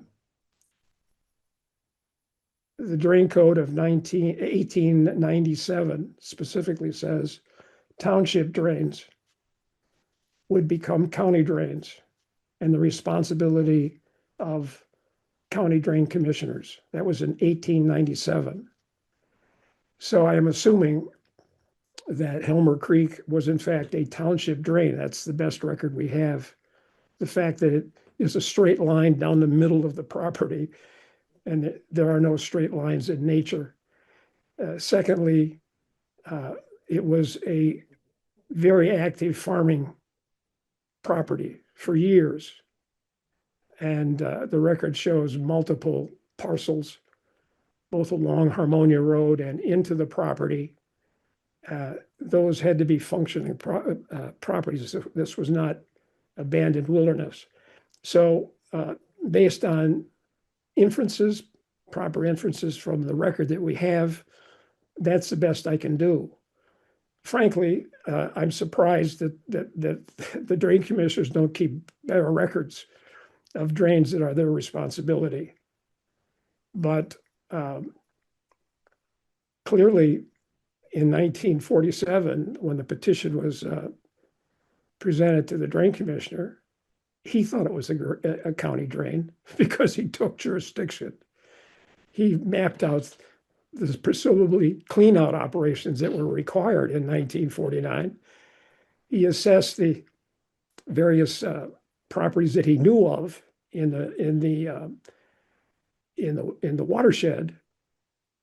I think they assessed my dad $600. I think that's more than twice what his attorney's fees were. In any event, they did all of these apportionment things, and it seems to me that it's very doubtful that a drain commissioner, presumably of the entire county, or at least Calhoun County, would not know what he's responsible for. So he acted as if he had responsibility for it because it was brought to his attention. At that point, he made a decision to disregard it and to allow the drain to worsen over time, over, in this case, 79 years. The occupation was first observed and documented in 1947 by Mr. Williams. His letter is beautiful. It says that's the entire case. Defendant never paid rent. To put the owner in a position as good as if the taking had never occurred requires this court to consider rental losses in 1947 and their equivalent losses every consecutive year thereafter. They're not speculative. The highest and best use of the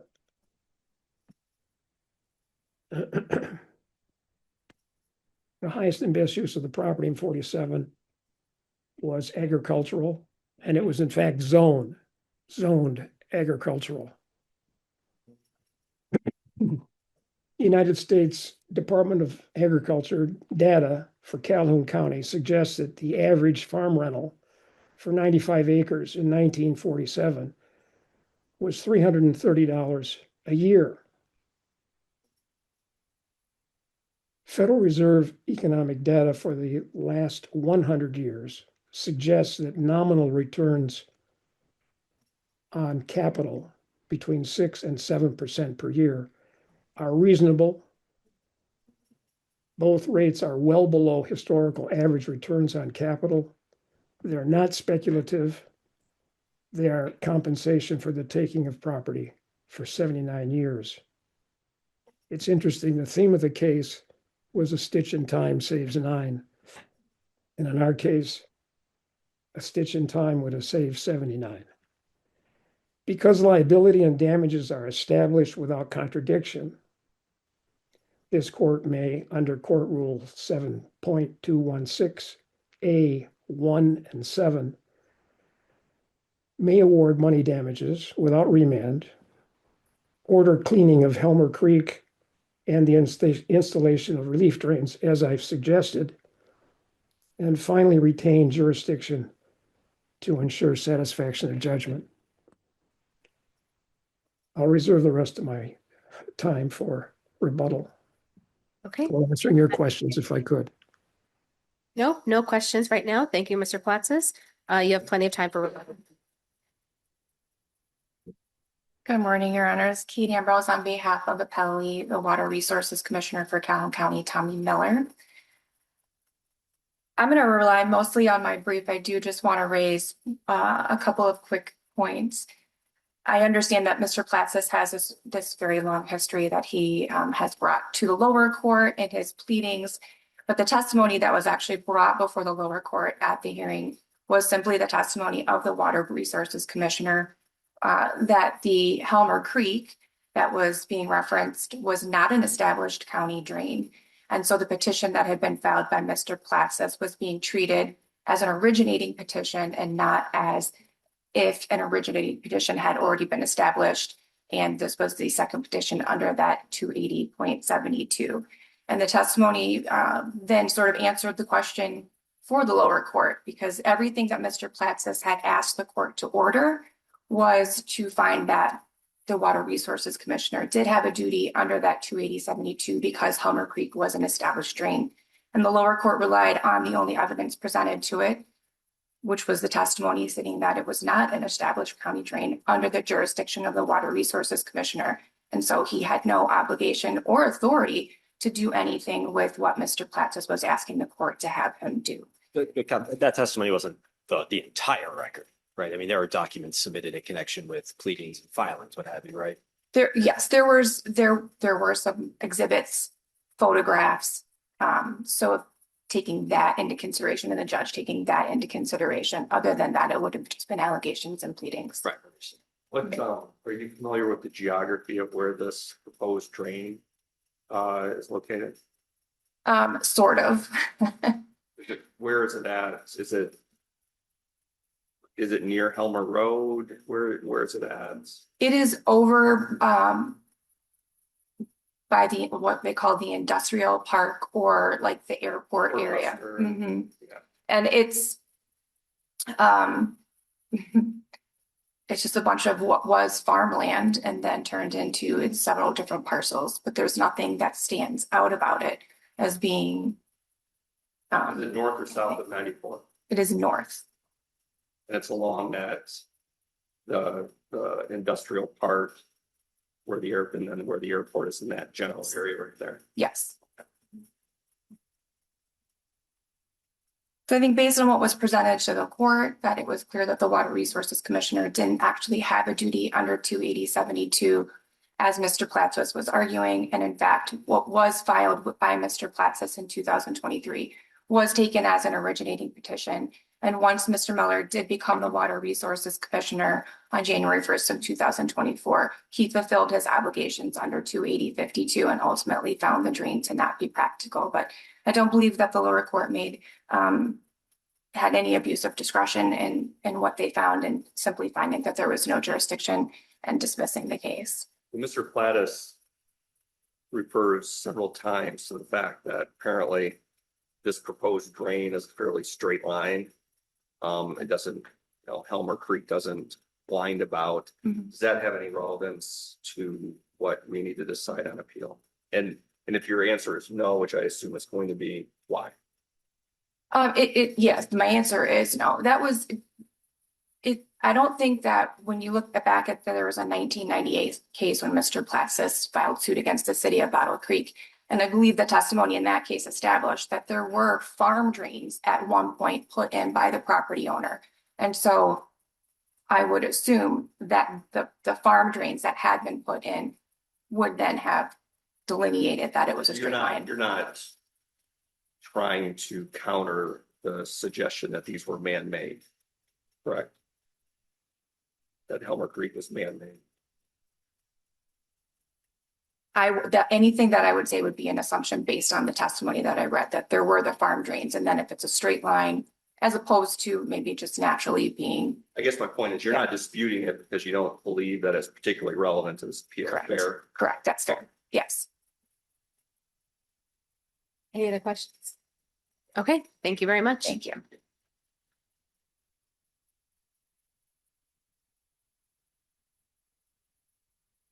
Mr. Platsis, do you have any rebuttal?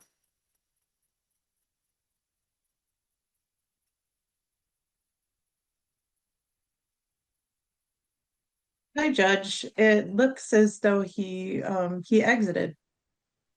Okay, then I am going to assume that he does not have any rebuttal, and we will submit the case. That case is submitted. That brings us to the end of our 10 o'clock docket for today. Is it okay if we continue, or would you like a break?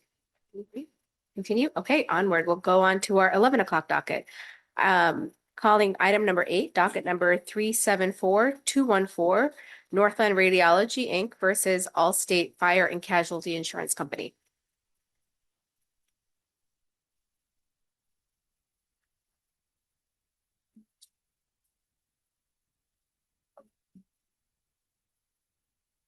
Go ahead. Morning, Your Honor. Zachary Kemp on behalf of the plaintiff appellant. The facts of this case are largely not disputed. We have Dwight Turner, who is my client's patient. He is the son of Jacqueline Springer, who has been appellee's insured. She is a recipient of Medicare Parts A and B, and thus qualifies under 3107D to opt out of, or to elect to opt out of receiving allowable expenses. And she did so. However, on her application for insurance coverage, she neglected to mention that Dwight Turner lived with her and thus was a resident relative. After his accident, he sought coverage from defendant appellee, who then denied coverage. Our client acting on. Did she disclose that he lived with her, but just failed to say that he did or did not have insurance, or did she just not mention him at all? This was a complete neglect and failure to report him as a resident relative. And so my client, acting both under an assignment of benefits and its rights under 3112, filed suit. Defendant appellee answered with an MSD. The trial court, it's our opinion that the trial court erred by saying that this was an effective election and that such an election should apply to the otherwise innocent party, Mr. Turner, and our client vis-a-vis the assignment and its own direct right to sue. I think initially, and just of note, Mr. Turner does not have qualified health coverage. He is a Medicaid recipient. So he doesn't even have like employer provided coverage, anything like that, that would qualify under 3107D7, I think, which fits the definition of qualified healthcare or qualified person. I think we need to draw a distinction here between sections 31(7)(c), which deals with I guess we'll call that the PIP choice type of or part of the statute, wherein you can select the 50,000 policy, 250, 500, and unlimited, and 3107D, which is the complete opt-out. A lot of the cases cited by the appellee dealt with a selection or an improper selection under 3107C. 3107C has a built-in presumption or rebuttable presumption such that if a person is paying an amount commensurate with that reduction in benefits, then it's presumed that the selection was valid and that's what the person intended. There is no such rebuttable presumption under 3107D. And in fact, the legislature built into 3107D almost I would say maybe an opposite result, wherein if the election to opt out of PIP is ineffective, then the PIP policy is to provide unlimited benefits. And I'd argue that's what we have here. We have an ineffective election as to Mr. Turner. But I guess from the insurer's end, let's say that's all right. I mean, do you dispute that, if there's fraud in this election, that they can just avail themselves of the usual remedies potentially available for fraud in the procurement? You jump into my last argument, but yes, they should have rescinded or sought to rescind the policy, but they did not. They just sat on their hands and said, we're fine with this. In fact, What do you mean they sat on their hands and said they were fine with it? they didn't seek to rescind the policy based on the During the material. course But I'm sorry. I think you said, at least you characterized it as, your client filed suit and they filed an MSD pretty soon thereafter. Correct. And so let's say that we agree with you and it goes back. Is the insurance company foreclosed from seeking rescission if it were to go back? Well, from a strictly procedural standpoint, it was never alleged in their affirmative defenses. But no, I think no. Under an equitable remedy, they should be afforded the opportunity to seek to rescind the policy. And my client, under modo peguera, should be afforded the opportunity for a balancing of equities to apply to determine whether or not that rescission applies to the innocent third party. Correct. Well, we don't like that word, but yeah, or that term, but yes. Yeah, I think that there should have been a balancing of the equities with regard to whether or not there was a rescission. However, there wasn't. Those aren't the facts that we have to deal with. And so we're left with Allstate doesn't want to pay. Judge Patel was part of the opinion on the American Physio case that says the MACP isn't in the order of priority either. So now we're stuck with that hated phrase, innocent third parties here that have no remedy whatsoever. The No Fault Act is not designed to leave people hanging. It's remedial. We quote Shavers. It's to provide prompt, assured, and adequate relief to accident victims. The holding of the trial court and defendant appellee's position does not provide, or it undercuts that purpose, as there's no longer going to be assured or adequate relief for an entire class of people. Being an older millennial, I've been accused all my life of being lazy and being a basement dweller despite owning my own property since I was out of law school. But there's a lot of people in my age group who, and it's not hard to imagine that, given the economy and everything else going on in the world, that people live with parents, people live with grandparents. Parents and grandparents do what they want to do or do what's in their interest, which is fill out insurance applications to get the cheapest amount of the cheapest premium they can. And so this holding would leave an entire affected, I'd say probably a large class of people that, by no fault of their own, they're not required to have insurance. They're not owners. They're not registrants. They're just living at home trying to get a job or something. And so, But conversely, then you have insurers. I mean, their argument would be we're on the hook for paying for this very expensive policy while the premium that's being paid is for zero PIP coverage. well, and to that, insurers have options. They can move to rescind the policy. And But Even- even they move to rescind the policy, correct me if I'm wrong, and let's say the insured actually does have qualified insurance. That would meet the definition, whatever the term is. Whatever the term. Qualified health coverage. So let's say the insured, the parent has qualified health coverage. They're not going to need PIP coverage because they have qualified health coverage. And so if they get the contract rescinded or the policy rescinded, what do they care? They're out nothing. They still have their qualified health coverage.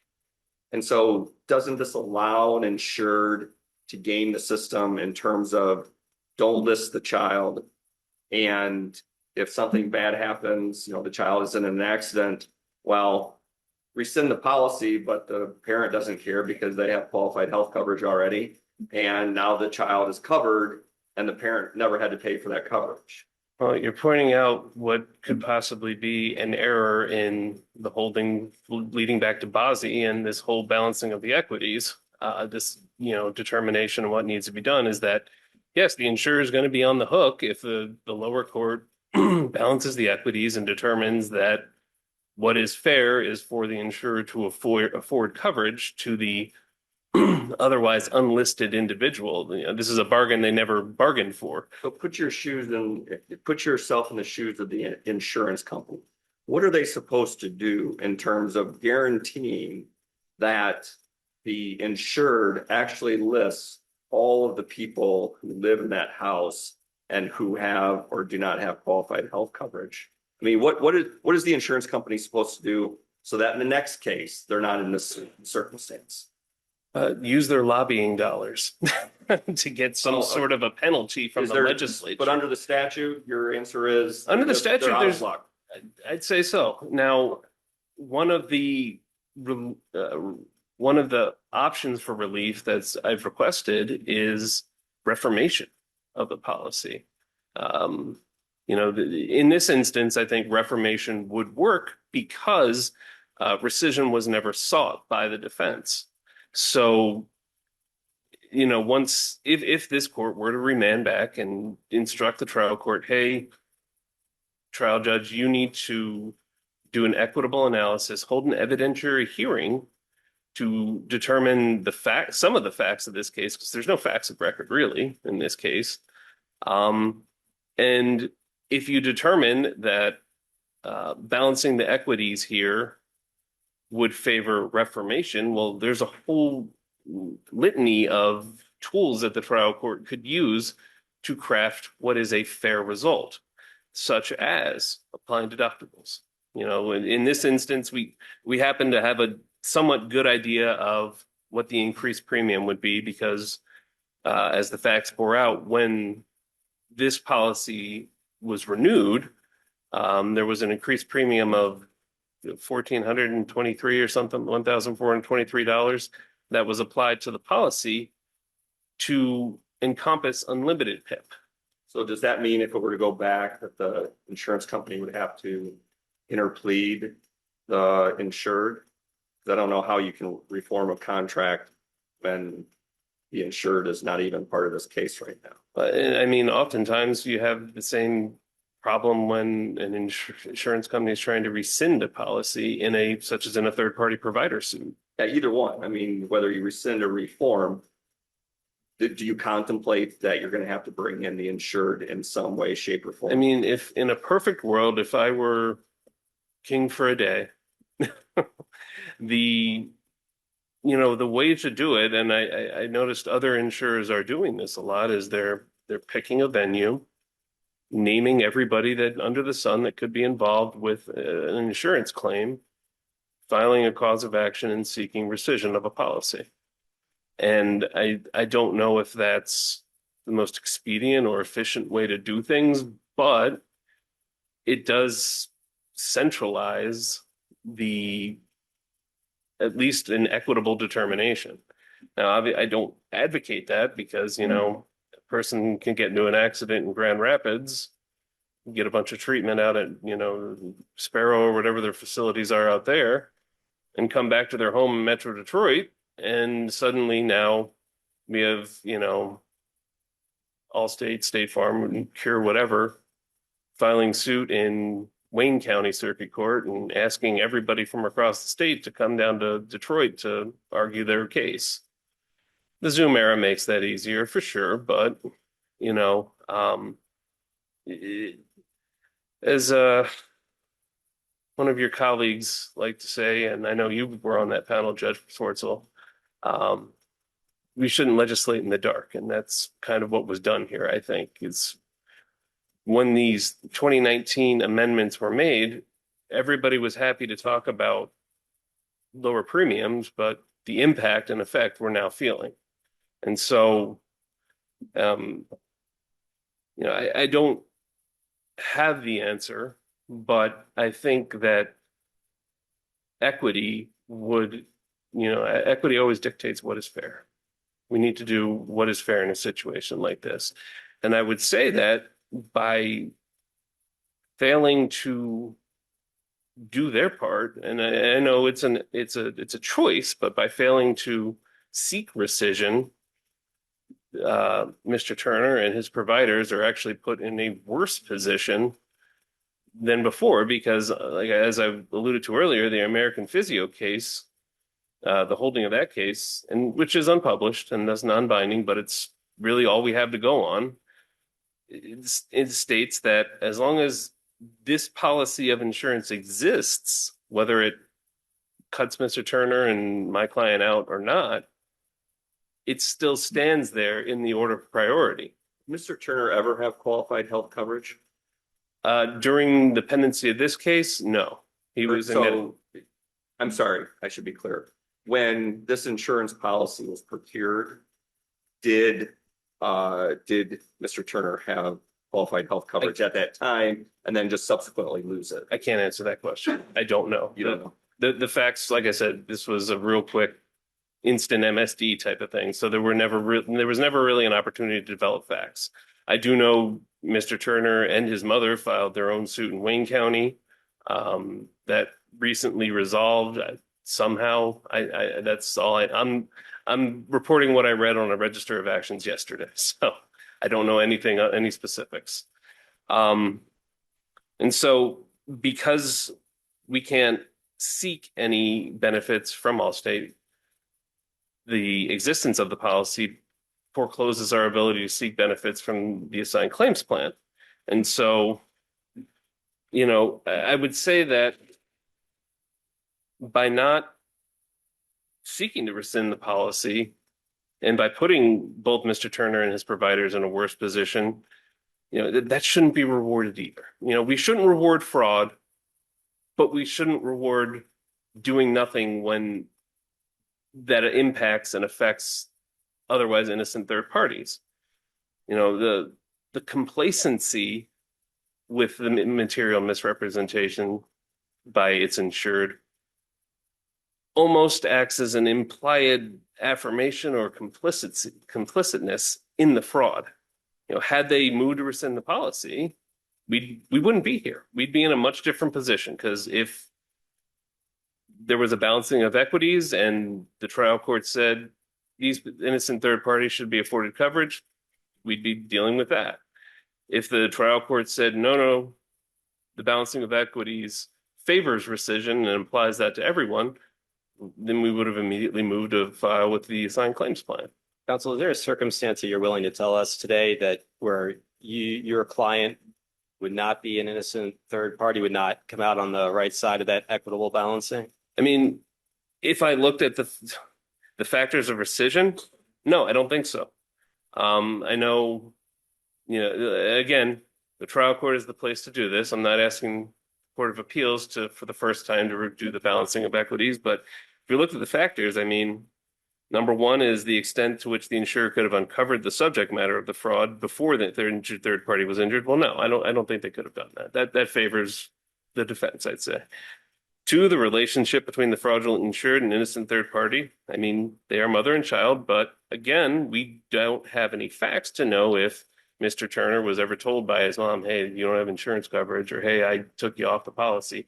And even under the analysis under motu proprio, as to my client, I mean, there's no relationship whatsoever between Miss Springer and Northland Radiology. Well, let me add, so what is, am I looking just at Mr. Turner, or am I looking at your client? Well, I think under motu proprio, we have to, other people call it the spine specialist case. I call it motu proprio because there's a lot of spine specialist cases. So I think under that analysis, no, the published opinion says that we look as to the provider. And it says that we have to modify these factors a little to make it applicable to a provider case. So again, I mean, that relationship prong, I don't know that that's really relevant to a determination as to balancing the equities as to a provider. And like again, with this, I mean, is the system that you're describing essentially whenever a provider provides services involving an auto accident, they are going to get reimbursed. No ifs, ands, or buts. It might be under one route or another route, but they're always an innocent provider, and therefore doesn't matter if there's rescission, reformation, just doesn't matter. Well, I mean, there's obviously some circumstances we can think of where a provider is not innocent, such as in the solicitation context or something like that. Well, apart from, that solicitation context. I mean, that's the purpose of the No Fault Act, to make sure that providers get paid so that they continue to provide this care to accident victims. The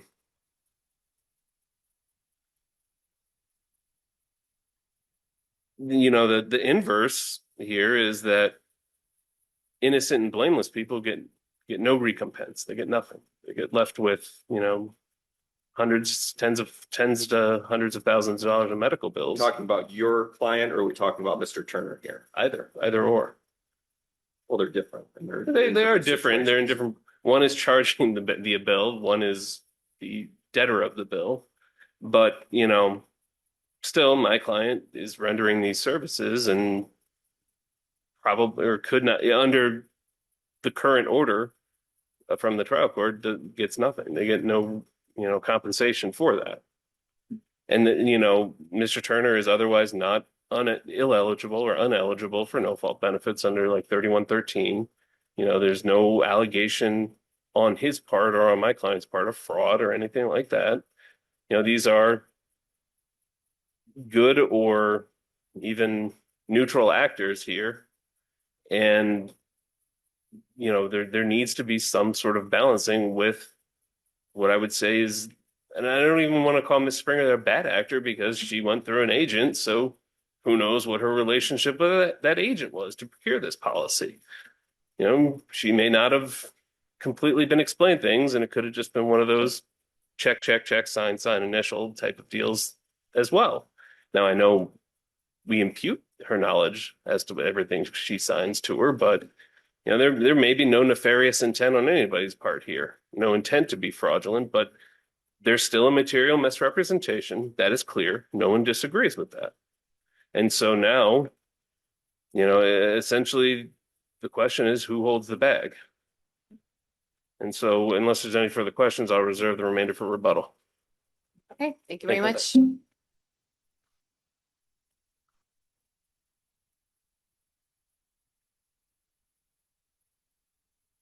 Good afternoon, Your Honors. Andrew Malik on behalf of Defendant Allstate. So we are asking that this court affirm the trial court's decision and uphold that Ms. Springer's policy of insurance did not provide for PIP medical expense benefits based upon her election to opt out in her policy. So I think it's important. Why wasn't the issue of whether he was a resident relative litigated below? I'm sorry, what was Why that? wasn't the issue whether he was a resident relative or whether the policy should be rescinded? Why wasn't that litigated below? Well, I think Allstate saw that there was a policy of insurance that completely opted Miss Springer out, where she certified that everyone in her household was also opted out of PIP medical expense benefits. And they filed the motion for summary disposition based on the elections that she made in her on her application for insurance. So the statute operates through the elections that the applicant makes. So everything that Allstate knows is based off of what Ms. Springer told them and certified in her policy of insurance. And we also know that an insurer can't be liable for a risk that they didn't assume or didn't collect a premium. So based on Ms. Springer's representations to Allstate, she received, and as the trial court found in its order, a 100% reduction in allowable expenses. Right, but why are we not, I mean, there's section 3107D4. Why is that not critical here? If an insurance policy is issued or renewed as described in subsection 1 and the applicant or named insured has not made an effective election under subsection 1, which appears that didn't happen here, the policy is considered to provide personal protection benefits under section 3107C1D, which is basically full PIP. Well, I think the biggest problem here and the problem that the trial court really focused on is the fact that Allstate had absolutely no knowledge of Mr. Turner. Well, listen, I mean, I think you heard the argument or some of the questions I posed to opposing counsel. I get, in one sense, maybe the unfairness of holding the insurance company liable when something happened that they didn't know about. But when we're just looking at the pure statutory context, I don't see how 3107D4 is not very problematic for your case. And I'm just asking you to explain, how do you get around that subsection 4? Right. And understanding that your client didn't know about the son at home. Mhm. Totally understand. How do you avoid 3107D4? Well, I think, again, I would still probably go back to the fact that she did not list this person in any capacity on her policy. And I think a lot of the case law that's been cited by plaintiff involves situations where it's not necessarily a totally undisclosed individual, but it's like a spousal relationship where the insurance company would have seen some kind of obvious discrepancy between the representations that are being made and the elections that they're making in their policy of insurance. So I don't think, and I think the statute contemplates that people are going to be honest when they fill out their application, or that there's going to be some way. Well, I would say that I think the assumption is right, that you're going to be honest and fill things out, the way that they're supposed to be. And I think, like I said, I think the case law focuses or revolves around situations where individuals are more easily identifiable than in this case. I don't know that the legislature is so Pollyannish that they believe that all people who fill these out are going to be honest, which goes to relief like rescission, reformation, and if this were to go back, would those still be possible options for the insurance company to pursue, or are those, for whatever reason, now off the table? I don't want to say I 100% know the answer to that. I do think rescission could be possible, but I think punishing the insurance company for not seeking rescission would be somewhat unfair. They're being, docked for not seeking that sort of relief, where this policy of insurance just does not provide the coverage that they're saying it does, when she chose to make her elections. So I think that's sort of the problem there is, and Allstate did, I know plaintiff likes to say Allstate didn't do much, but not only is there not a duty for them to investigate Ms. Springer's representations when she's filling out her application, the motion for summary disposition was filed very quickly, again, based off of these certifications that she made. And there was simply no way that Allstate would know that Mr. Turner was residing in her household. She certified in multiple locations on the application. She was the only member of the household there was nobody else living with her. And she was explicitly asked those questions on the form, whether or not somebody was living with her. And I guess, it's in general, stuff like this happens, right? People, for one reason or another, will, misstate their circumstances because they want to get cheaper insurance. And then, something happens and you may end up in court about it. And it seems like, there's remedies for, fraud and procurement. And I guess why is this something different? Why should we think of this in a way that's different than all those other circumstances where somebody's, misrepresenting their address because they want to get, a cheaper premium, or, all the different things that I'm sure you know better than I do. Well, I think that goes to some of the questions that Your Honors posed to plaintiff. Essentially here, I think that it would reward making a fraudulent misrepresentation, right? Where she's not paying a premium for another individual. Allstate's not collecting a premium for the individual. They issued a policy to her based on everything she said that was true and everything that she said that she wanted.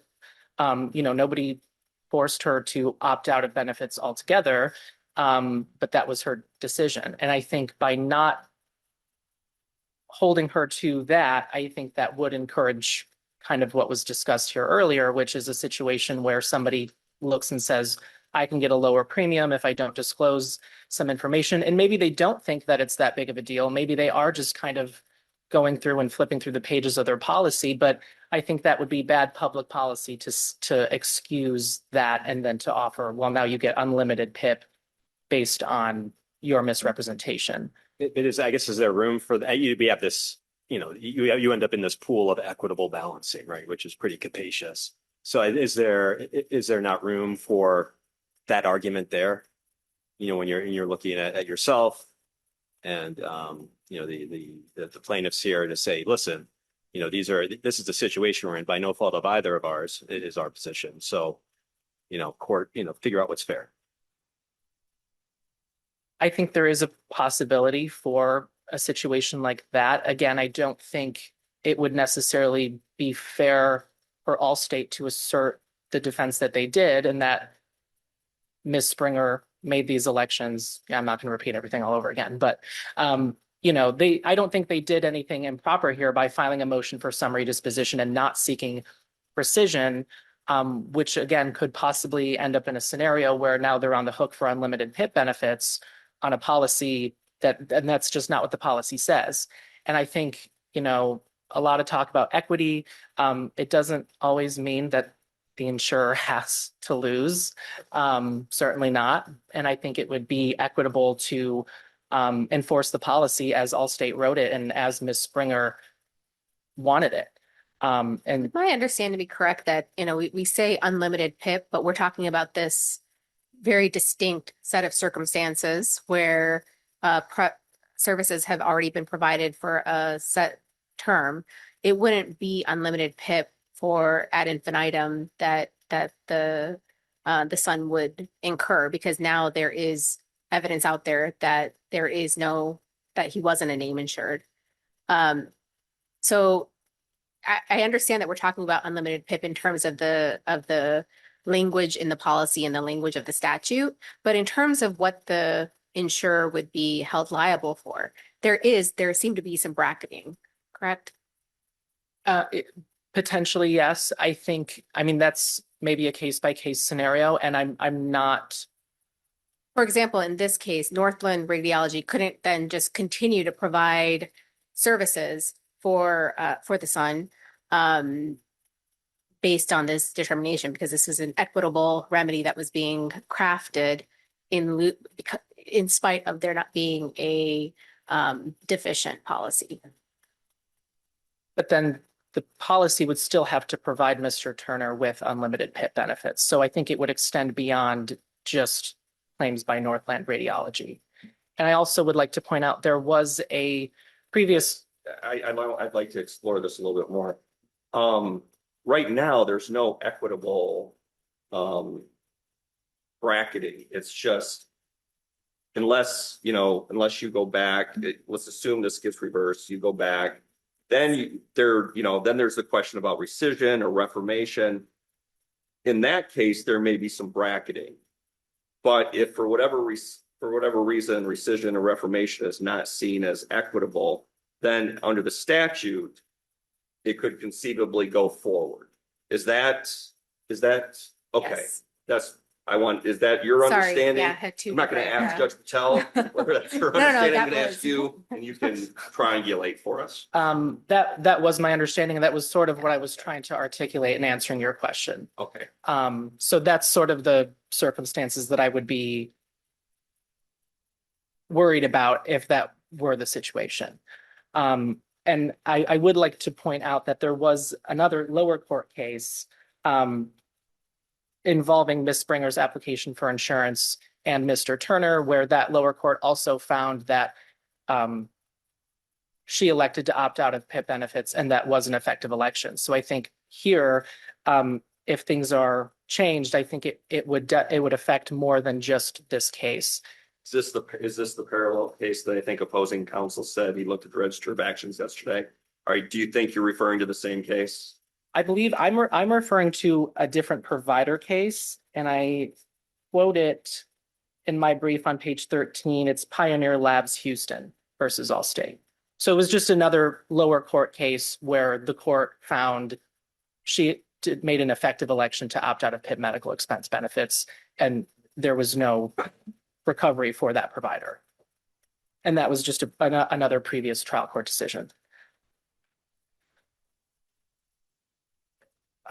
Unless there are any other questions, I think I covered. Any other questions? Okay, thank you very much. Thank you. Any rebuttal?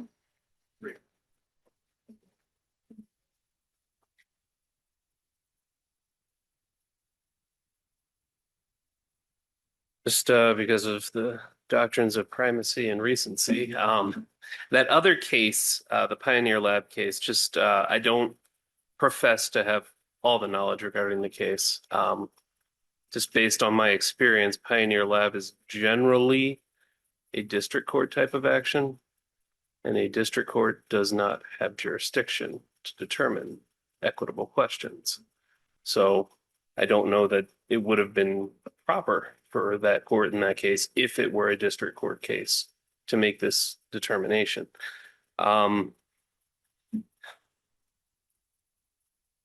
In regards to the unlimited benefits forever, I don't think Bozzi even says we have to do that in a determination of a balancing of equities. And in fact, lower court, the circuit court has wide discretion in crafting an equitable remedy. It doesn't always have to be free medical care for life. But going to Judge Schwartzel's point that he was making earlier, if we're only deciding this case on the statute and the issue that was brought before us, it would allow for unlimited PIP benefits for Mr. Simpson, correct? And then the other avenue of litigation would be seeking rescission, in which that is when the equities would come into effect. Well, yes, I agree with that assertion, but there's nothing preventing a cost. There's nothing preventing something to balance the equities. And that's where I get to in my brief, where I talk about apply deductible. Cause an increase in premium to be borne by Miss Springer. Sue Miss Springer for the difference. Those are all things that are not before us. The one thing that is before us is the meaning of the statute. And under the meaning of the statute, potentially the PIP benefits are unlimited forever. And I would say, I agree. And I would say that it is then up to, because by the benefits are unlimited by operation of law, but how we get to those benefits is by operation of equity in this instance, because he's not entitled to these benefits by the words on the page. The court is crafting the remedy through its equitable powers, and thus reforming the contract or balancing the equities and not applying that rescission as to Mr. Turner or Northland Radiology. And so as part of whatever analysis the court may want, the lower court may want to do, assuming obviously a reversal and remand, is to try to make things fair somehow, so that we don't want to reward people lying on their applications for insurance. And at the same time, we don't want to reward inaction that results in otherwise innocent parties being completely left out in the blank to hold the bag, as it were. So I think that since we're delving into court of chancery here, that we can grant wide latitude to trial courts as courts of record that can hear testimony, hear facts, and make these determinations to craft these remedies as they fit a situation. I mean, guidance from the Court of Appeals could be from, well, trial court, we want you to consider these factors, or look at BASI and then just, as the Court of Appeals did in the motor career case, look at the BASI factors and then adjust them as needed and as applied to a provider suit. So if there are no other questions from the panel, I will. Okay, thank you both very much. That case will be submitted. Moving on to the next item, item number 9, docket number 370640, Pinnacle North LLC versus Keith White.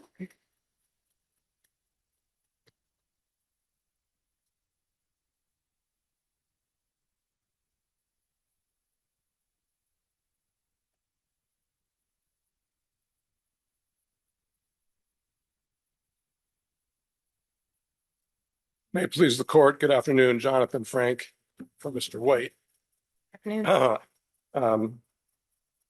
There are some high-level issues that I just like to focus on. First of all, the nature of an alter ego claim. It's not a common claim, it's a rare claim. And the basis, as I'm sure the court appreciates, is to allow people like Mr. White to invest in his business and know that there's a shield from personal liability. That's an encouragement, it's an incentive, it's the appropriate way for people to establish their business. So absent a showing of a mere instrumentality or fraud, the default is that Mr. White is allowed to avoid pass-through of personal obligations. Even more so, I think, in a case of a lease, where the landlord has an opportunity to request a personal guarantee. If the landlord feels like there's a potential that the individual should be found liable for a default, this landlord didn't. So Marketplace Home Mortgage, conducting nationwide business within regulatory structure for all of its life, is building up a business. And through 2018, even to the end, there's no claim that Marketplace Home Mortgage operated as a mere instrumentality, that Mr. White was using funds for his personal benefit. None of that. Counsel in the lower court acknowledged that the claim for alter ego kind of started when the company was winding down, which is an interesting approach because obviously at that point, that company and many are insolvent and suffering and struggling, and owners are trying to figure out what to do about the debts they have. Mr. White, to his credit, at that point actually went further and kept throwing money down the toilet. He put in $1 million after the company was already shut down because he felt like there were creditors, certain creditors that needed to be paid, employees that needed to be retained. As the court may or may not know, because a loan company like Mr. White's has other business relationships and some of these loans had to close in 2019, he had to close them. The funds come in to close. They're not Marketplace's money. He's passing through. So the money goes where it should go, which is to the borrower, but he still has an obligation as the mortgage broker to be performing services. He has to have people around. He has to pay them to do it. He comes out of his own pocket during 2019 to pay those people. And the records are clear. It's a capital contribution. That's what the lower court found. There had been argument about whether he put in a loan or didn't put in a loan. We're leaving that aside. Capital contribution. The documents suggested, the judge, lower court says capital contribution. So he's coming out of his pocket. He's doing the opposite of what an alter ego case is, which is originally tricking people into making deals and then pulling your money out of the company before paying the creditors. He's actually paying more creditors in 2019. He feels responsible to do that, plus pay the employees. So he contributes $1 million that he's lost in addition to the 400 and some odd thousand he put in right at the end of 2018. We're really talking about $50,000 here. Yes. Setting aside the attorney. fee. Yes. I get, We're but the 50,000, I mean, fine, it was a capital contribution. Maybe your client put in $1 million, but equity is always at the end. Equity loses when there's a bankruptcy or when you're winding down. It's the creditors who stand in front of line. So even if you make all these capital contributions, how is it appropriate for him as equity to jump ahead of other creditors and take the 50,000? I don't get that. Okay. So if I can focus, I think the court's focused on the Voidable Transfers Act claim for 50,000. That's separate than the alter ego claim, and they're fundamentally different. Well, whether we call it whether we call it alter ego in this one instance or avoidable transfer, why was it appropriate for your client to jump ahead of creditors when he is equity? So let's, if I can, Your Honor, focus it first as a voidable transfer claim, because that's really what the lower court started off with in its first findings, which is that 50 is the equivalent of a voidable transfer to someone who shouldn't have gotten jumped ahead of other creditors.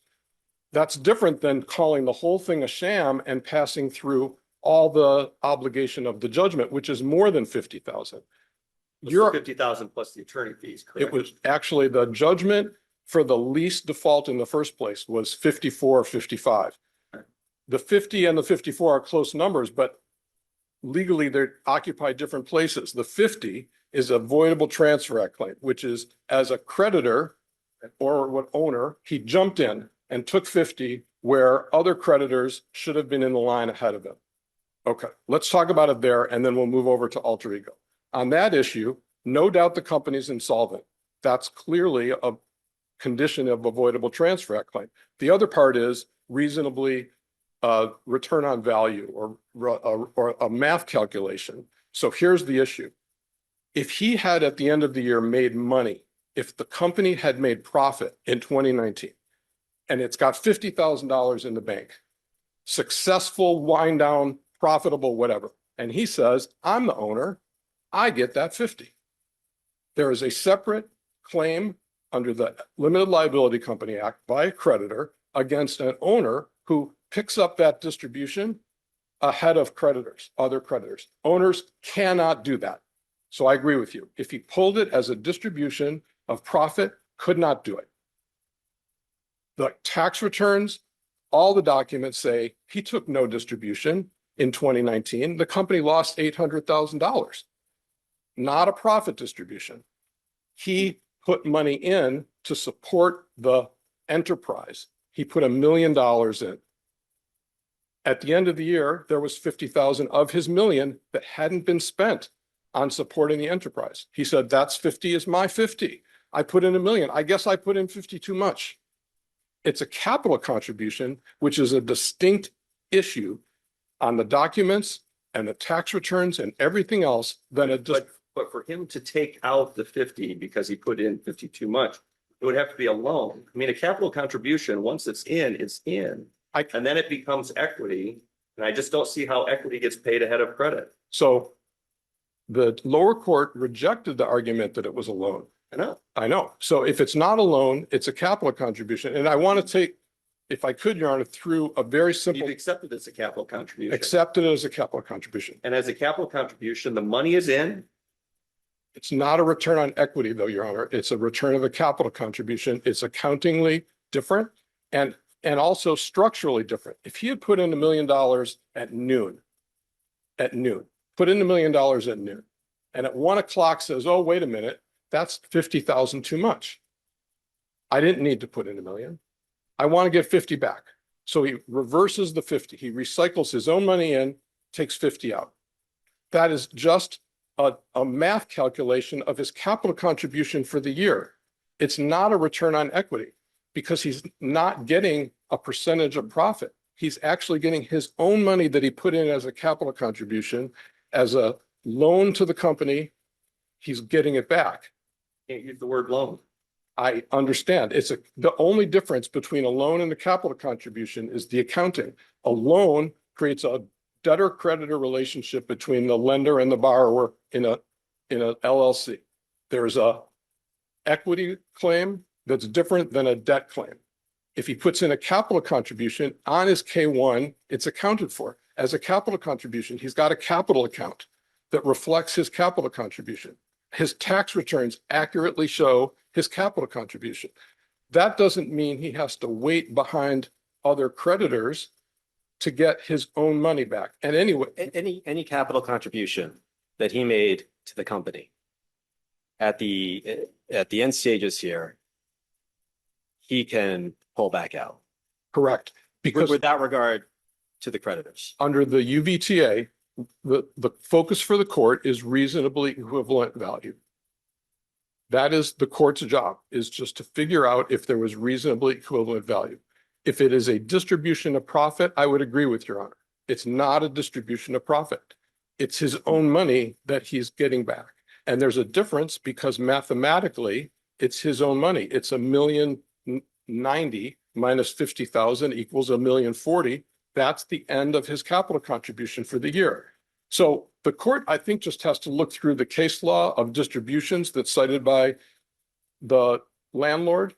And those cases are profit distributions, this hypothetical that I described for you, where at the end of the year, there's money that was made and the owner jumps ahead. That's the entire argument. It's reasonably equivalent value under the UVTA. Unless there are more questions about the UVTA, I just want to move over to the alter ego claim. First of all, let me say that there's no attorney fee permitted for a UVTA claim.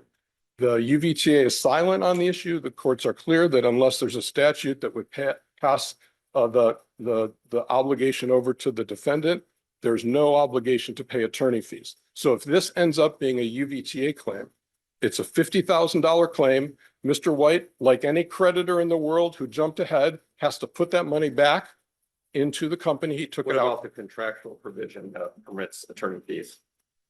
Well, the contractual provision doesn't allow let's say it was a different creditor. Let's say it was American Express that had the $50,000 in advance of the landlord.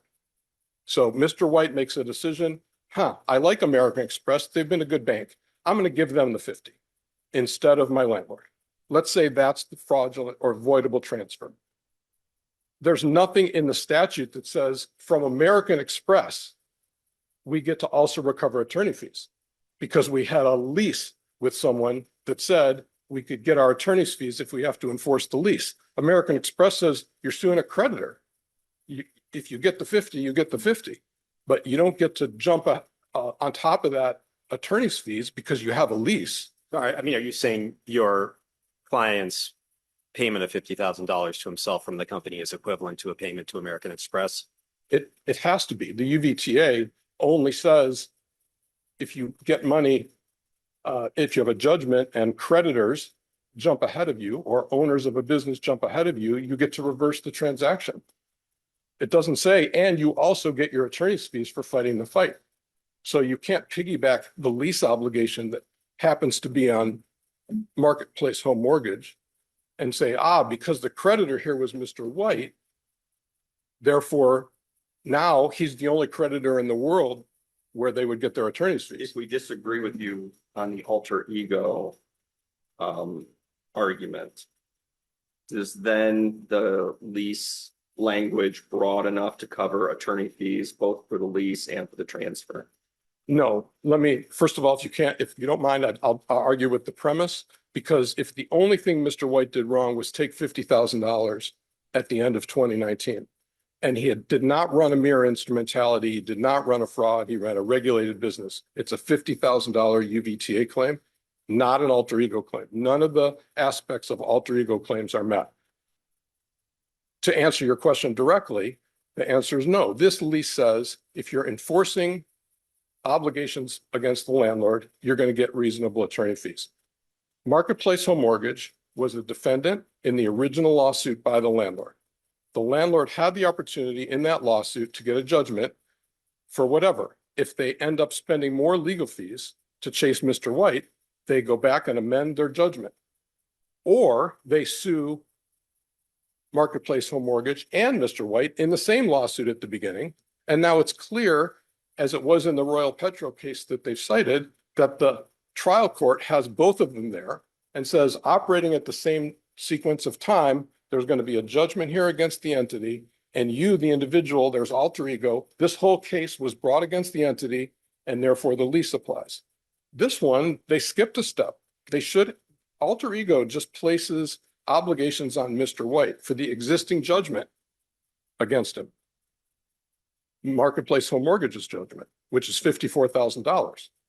It doesn't say, and now if we have to litigate alter ego with you, you also are obligated under the lease. He's not a party to the lease. It's a, Isn't that part of the alter ego it's not. piercing? It's not. You're passing through an existing judgment. That's alter ego law. Judgment against Marketplace Home Mortgage, $54,000. And interest and costs and attorney's fees going forward, I believe is what the judgment said. On that, yes, they could have. I mean, they could have amended. That's what the judgment said, Yes, right? So interest costs and attorney's fees going forward on against, top of the 54. That's what the four corners of the judgment that they got said against yes, MHM. And your position is the fact that the judgment said attorney's fees going forward is not adequate. You need to go back and amend that particular judgment to add each amount of attorney's fees that have gone forward. yes. Okay. And in this particular case, the court will find in the record, the only thing that happened on attorney's fees was submission of a bill for every hour basically spent by this landlord, which included fighting with the original co-defendant, which was the asset purchaser, which included a lot of losing litigation on summary disposition. And it included a lot of litigation on the UVTA claim that isn't Did you have time to reimbursable. raise the objections to the attorney fee award in the trial court? And that objection was not made as to the reasonableness? We objected. Yes, we did. We objected to reasonableness. We made the argument in writing that I just made to you out loud. And the trial court said, I'm not going to hold a hearing. You get the whole thing. You only made the objection at the hearing, not in the submissions to the court.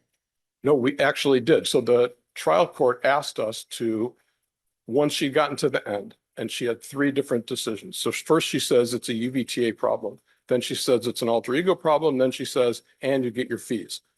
So whenever fees came up, my argument was they didn't allocate any of their time properly to just fighting a certain fight. They've given you everything, Judge. You have to eliminate some of it. And I Based want on to the hear it. distinction bit, it sounded like the arguments that were made at that juncture in the written objections were, number one, the judgment argument, that there's no amendment to the judgment. Then number two, that, this is comprised a UVTA claim, which doesn't authorize attorney's fees. So you have to cut that out. Is that? Yeah, I didn't argue that the rates were too high. I argued that the time was too much and that Because it- of the UVTA fees. and that it wasn't broken down at all. So at a minimum, the lower court should have done what they do all the time, which is it's not a hard hearing, but somebody has to go through all the time and say, is this time spent to enforce the lease? Because that's what you're entitled to. If you sued a creditor and won that, that's a different claim. And certainly they lost a lot in the lower court. We had summary disposition. There were other issues. They ended up dismissing a case against a co-defendant. They wouldn't be entitled to collect all that from Marketplace Home Mortgage. So anyway, with where we are now, I think the emphasis to the court, going back to the high level, is if the court system is intended to allow people like Mr. White to invest in companies and throw their money down the toilet, which he did in 2019. And if there's an opportunity to minimize his own loss by taking $50,000 back of his own money, unless it squarely meets a legal definition of a UVTA claim or an alter ego claim, I think the court is left with, well, some creditors, unsecured creditors, are not going to get paid. That's true. That's true. It's unfortunate that some unsecured creditors don't get paid. But the fact that Mr. White decided to jump in and start funding creditors doesn't mean that he had to fund all of them. And it's unfortunate that some creditors didn't, but this creditor didn't get a personal guarantee. And that's how we got into this mess in the first place. Any more questions? I think you have some time for rebuttal. Good afternoon, Your Honor. Stephen McKenney on behalf of Pinnacle North LLC. I just want to kind of go after what I think are the three main legal arguments raised by the appellant in their brief, starting with the piercing or alter ego claim. I think the fundamental argument they have is this notion that, well, we were in a highly regulated industry. We ran the company on the up and up for several years, so we can't possibly have any liability under a piercing or alter ego theory. And I don't think that's supported by the law, and I think it leads to some pretty absurd results. First of all, the fact that you might be in a highly regulated industry or that you might have run the company successfully for a number of years doesn't have anything to do with the fact that when the walls came closing in, you stopped running the company as a separate standalone business and started just running it as your own sort of alter ego or personal bank account. And that's what the facts showed here. And I think the concern with the legal theory that's being pushed by Mr. White in this case is, well, that's going to happen every time any business is starting to go under. They're going to say, well, hey, I ran my law firm, on the up and up for 15 years. I guess I can start taking money out of my IOLTA account and spend it on myself. Or, I ran my company on the up and up for several years. I can just start taking all the equipment of the company and selling it despite the claims of other creditors. I think that's what they're advocating here is this notion that whatever happens in the wind down of the company somehow doesn't count. And I don't think that's what the law says, and I think it would lead to a pretty absurd result. Does the $50,000 transfer have any relevance to the alter ego analysis? Yes, I think the trial court found it did as well. I mean, I think it's relevant because they went and took $50,000, and let's keep in mind, it wasn't like he overpaid $50,000. That was a suggestion here today or a claim. He got $50,000 in from the settlement of a lawsuit. And he said to himself, I'm going to take this $50,000 from me. And the lawsuit involved the company. The payment was to the company. The check came through the company. I think there was some suggestion like he wanted a little win or something. He wanted a win for the money he put in the company. And so he took that money out himself. And I think that is a key indicator that he's no longer following corporate formalities. He's not saying, all right, this is the company's money. Who are the company's creditors, which Pinnacle North was at the time that money came in. And how do they get paid in priority? He just went and said, well, it's mine. I get it. So I think that is a factor, and the trial court thought it was a factor in piercing the corporate veil. And I think the Hartford Insurance versus Otto case, which is a Sixth Circuit decision we cited in our brief, same thing happened there, where the company was closing down. The owner of the company said, well, this is my money. I want it. And to heck with the claims of creditors like Hartford.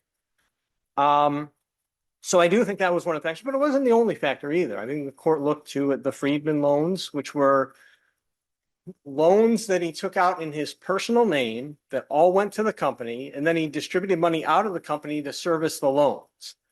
And again, that's not in keeping with keeping the company's books separate from your own personal books. And that's the kind of thing that alter ego is meant to allow creditors to go after. Was there evidence in the record that he paid the American Express ahead of other creditors because he was concerned that the American Express debt would affect his own personal credit? Yeah, I think his personal credit, he had a personal guarantee on the American Express debt. That's the other point I want to raise.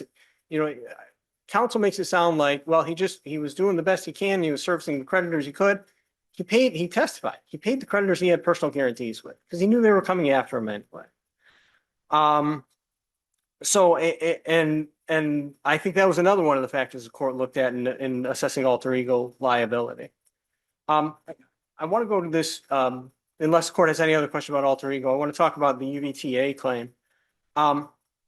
That rests on this argument that return of capital is somehow a significant category that's treated differently than anything else under the UVTA. And the UVTA says, look, if you're insolvent, you're the owner of the company, you pay yourself, you have to get some sort of reasonably equivalent value. And I think what the evidence here showed was he paid himself, but there was no exchange of reasonably equivalent value. It wasn't, the whole notion of reasonably equivalent value in this case was, well, I put a lot of money into the company, so I ought to get some out. Well, that doesn't work when you're an insolvent company. Otherwise, again, you're kind of flipping the law on its head.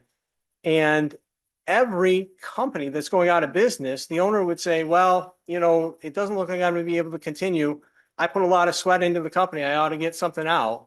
Or I put a lot of funds into the company at some point and I never got it back. So I'm going to take a distribution now. It's a distribution. It's just flatly a distribution. There's no doubt about it. They tried to argue it was a loan, and I think that arguments have been abandoned.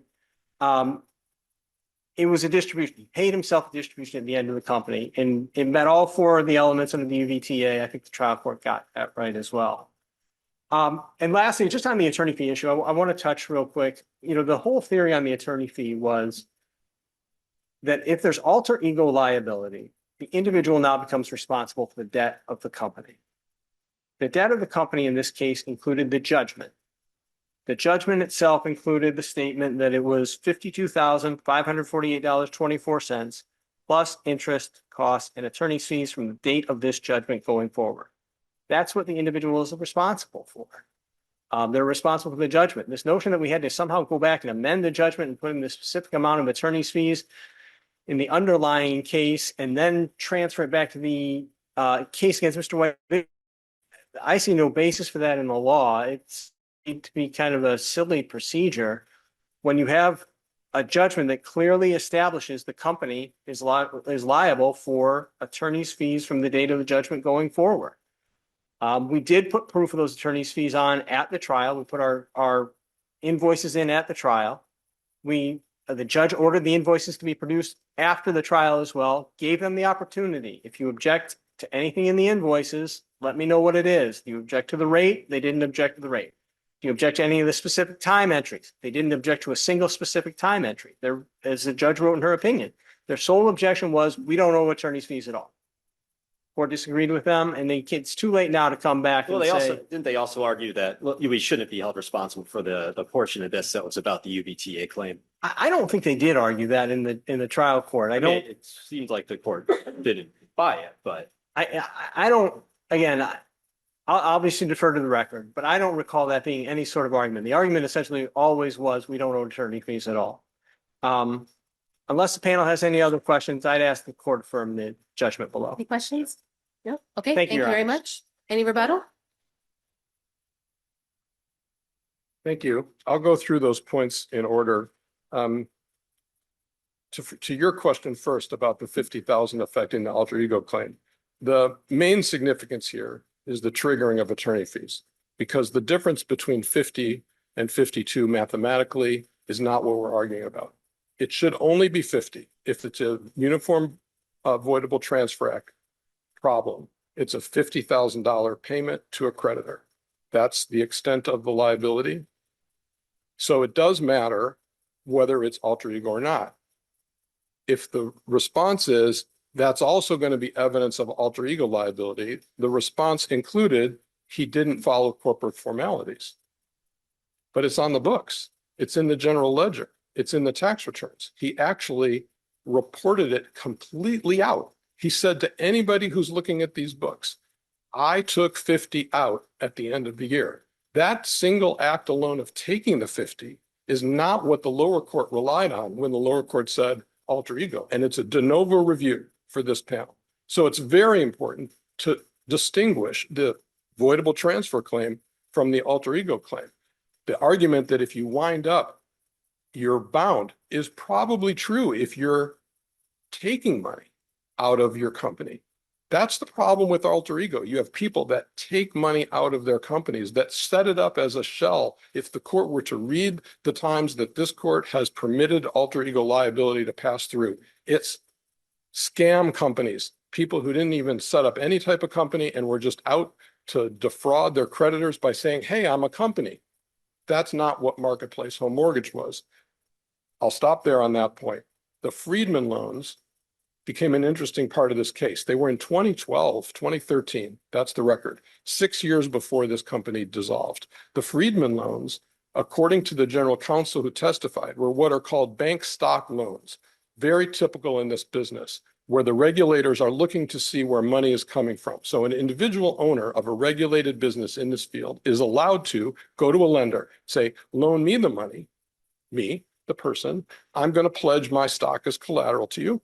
And then I, the person, am going to show up on the books of this company as the one who put the money in.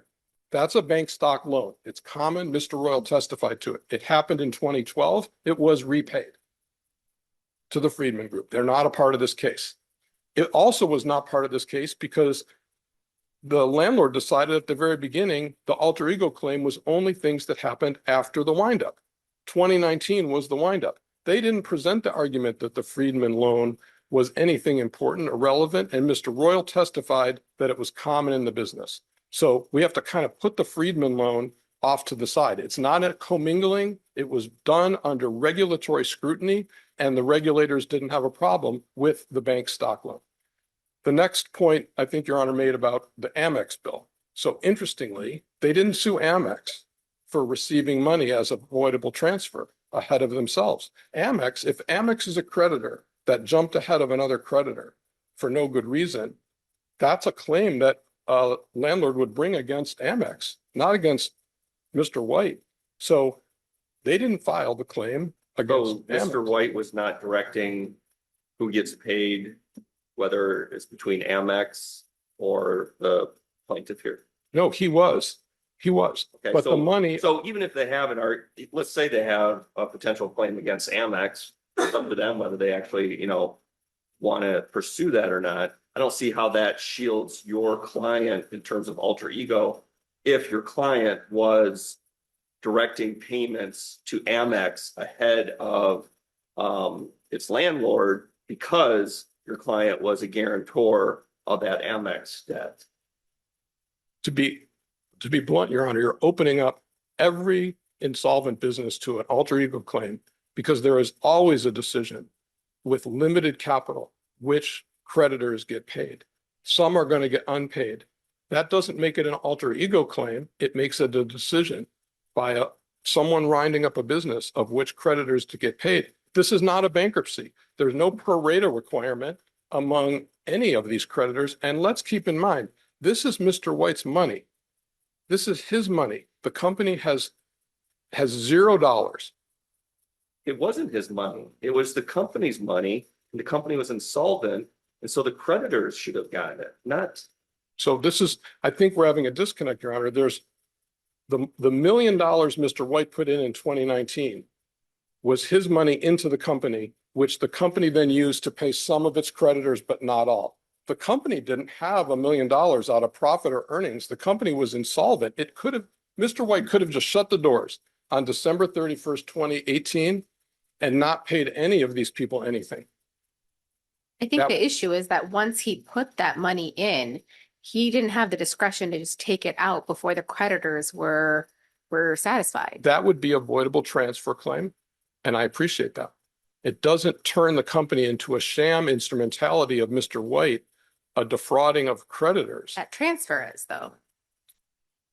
I searched as much as I could search for any alter ego claim that would have that set of facts in it. The alter ego claims that this court has slammed people for are running a fake business as you're running it, entering into the contract at the time you enter into it under false pretenses. This lease was in April of 2018. This company was solvent and running well in 2018. But to opposing counsel's argument, there's nothing in the law to suggest that a perfectly appropriately run company can't become an alter ego during windup. Is there anything that says as long as it was appropriately run for 20 years, it can't be considered an alter ego, even if in the last year, it kind of looked like it was becoming an instrumentality of the equity owners? I would say there is, because the fraud on creditors, if the court looks at these cases, it's the event that happens when they make their arrangement with the creditor at the first instance. So if in April of 2018, in entering the lease, he was running a sham company, that's fraud. the alter ego requirement of mere instrumentality and fraud on creditors in every case that's been cited, Florence and all of them, is an event that occurred when the relationship activated between the parties, not down the road later when there became a debt due and the owner decided, I have to manage my money. I can't pay all the creditors. I'm going to select some and not others. That's Do you have a case that says that alter ego liability or alter ego arguments are inappropriate in the when a company is winding down? I'll tell you the closest we have. Because this company, limited liability company, operated in Minnesota, and we argued to the lower court in here that Minnesota law should apply because that's true. Whether it does or doesn't, the answer is in Minnesota, as an example, and we cited this case, the Court of Appeals in Minnesota issued a case on this point and said, in an insolvent company, an owner who chooses creditors among each other isn't creating an alter ego problem. But counsel, you're treating your client as a creditor. That's the voidable transfer problem. No, just in the context of this argument, it presumes that your client is a creditor just like everybody else, and he's choosing himself as a creditor. Well, I was using over Amex others. as Well, but I know, but we aren't talking. We're talking about not just Amex. We're talking about how he's selecting who's getting money, and that includes himself. And for that reason, Your Honor, that's why the Voidable Transfer Act exists. If it is a voidable transfer, if it is. But why are these things mutually exclusive? Because the avoidable transfer can capture, a certain kind of transfer that's voidable. But why is that a cabined proposition from whether in general there was a instrumentality treatment happening? So the reason is alter ego liability is set up where I set up a fake corporation. So the Foodland distributors. Sure, that is one way you can have an alter ego. You could just be a fraud from the start. But again, why does that categorically preclude something happening down the road where you start off in the right place, you end up in the wrong place? Well, because the legal structure of alter ego theory, first of all, it's rare cases, and this court in all of its written published decisions lays out a set of criteria for when you find alter ego. And most of them are focused on when the event occurred with the creditor. And most of them relate to the mere instrumentality feature of alter ego theory, that you have somebody running the Keith White mortgage company that's not really a mortgage company. And he's pocketing all the money and he's using it to screw with his creditors.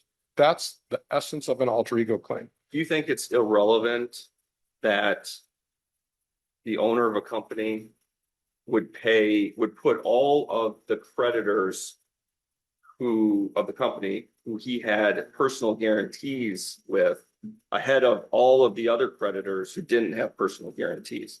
Or is that something you think is entirely appropriate? He can just choose to pay off all of the creditors that he has personal guarantees with to the exclusion of those that he didn't personally guarantee. Is that an irrelevant fact for purposes of alter ego analysis? Yes. Every owner of every business going down the toilet has to make decisions with a limited pot of money of who to pay. But the evidence suggests that he's picking those debts for which he would be personally on the line. And that gives him a personal benefit. I appreciate that, Your Honor. That's why in bankruptcy law, creditors put companies in bankruptcy involuntarily to make sure that pro rata money in a pot is divided out percentage-wise among all the creditors. That's the purpose of bankruptcy law. This is not a bankruptcy. But that doesn't mean that the evidence is irrelevant. Well, the relevance to alter ego, again, it's a pretty in-depth look at the purpose of alter ego, which is to avoid the situation where people are defrauding creditors in the first instance to make them do things in the first instance. Lease me space, sell me stuff. My corporation's going to pay you with no intention of the corporation paying and no capital to pay. Those are the alter ego cases. That's why it's so rare. And that's why I started with the public policy argument, because the court has to kind of live with the idea that entrepreneurs in the state of Michigan set up LLCs and entities on purpose to know that they are risk-taking people, but that the entity itself is the block. And that- Counselor, you have about a minute left if you have any closing all right, statements. I'll just add the other couple things. On reasonably equivalent value, the law is what the law is. There's case law about math calculations. It may seem million in and take 50. But words reasonably equivalent value show up in the Uniform Voidable Transfers Act for a reason. This is the reason. The attorney's fees, counsel's actually incorrect. The court can look in the briefs in the lower court. We did make the argument, as I made out loud today, very specifically, that it's not my burden to come into court with an attorney fee claim and isolate the elements of the work that was done and why it was done. And if my objection, which was stated in writing, is they've added parts of the claim that are outside the lease, they added in claims that were wrong, the lower court, as the court may know, should normally set a hearing or do something to parse through the line items in the fee bill. This court did none of that. This court just adopted 100% of the fee. Okay. All right. Thank you both Thank very you. much. That case will be submitted. Do you have a preference whether we take a break or keep going? I think we have 2 more. Mhm. Or does 11 have anybody actually? I don't know. I thought she waved, but it. All right, we'll keep going then. Calling the next item, item number 10, docket number 372830, Dan Martin versus the City of Flat Rock Fire Department. Good afternoon, Your Honors, and may it please the court, Carla Akins on behalf of plaintiff. We're here today because there's been an ongoing issue that we've had with not a right to a jury trial being denied. I think that there's been, in the cases that I've handled, that there's just this ongoing issue with weighing of facts by the judges rather than allowing them to get to a jury. I think the sufficiency of the evidence is a question that the jury needs to be able to answer. I submit that this case should have gone to the jury because the city's explanation is genuinely disputable on this record. Mr. Martin complained internally. He was listed as a witness in Mr. Cadora's litigation, which I handled on February 28th of 2019. Just over 2 months later, he was suddenly placed on administrative leave, no workup, just we're going to have a psych eval, urine analysis, all these things. And he was sent through this psychological process, even though he'd been there for approximately 3 years at that point. Then the city tries to have this information to try to justify later on what they were already planning to do. And they have Dr. Thomas Clark, who acknowledged in his own report that Mr. Martin was not a danger to himself or others. And the email from the city from September 12th of 2019 acknowledges that. Mr. Martin wasn't given a chance to even respond to this. He didn't get it. That was the emails from the city that acknowledges that they didn't give it to him. So I don't know how Mr. Martin would have responded to what was in the report, but he definitely was not given a chance to do so. Under Hazel and Town, the question is whether a jury could find the city's explanation was not the true reason. Under Skinner and West, the court cannot weigh that dispute away on summary disposition. I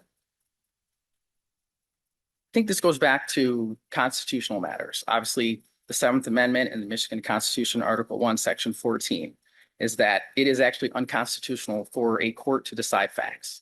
And to the extent that we are now taking facts and weighing them and saying, well, a jury could not make this decision on its own, or they don't have enough evidence here. I don't think that the record supports that. I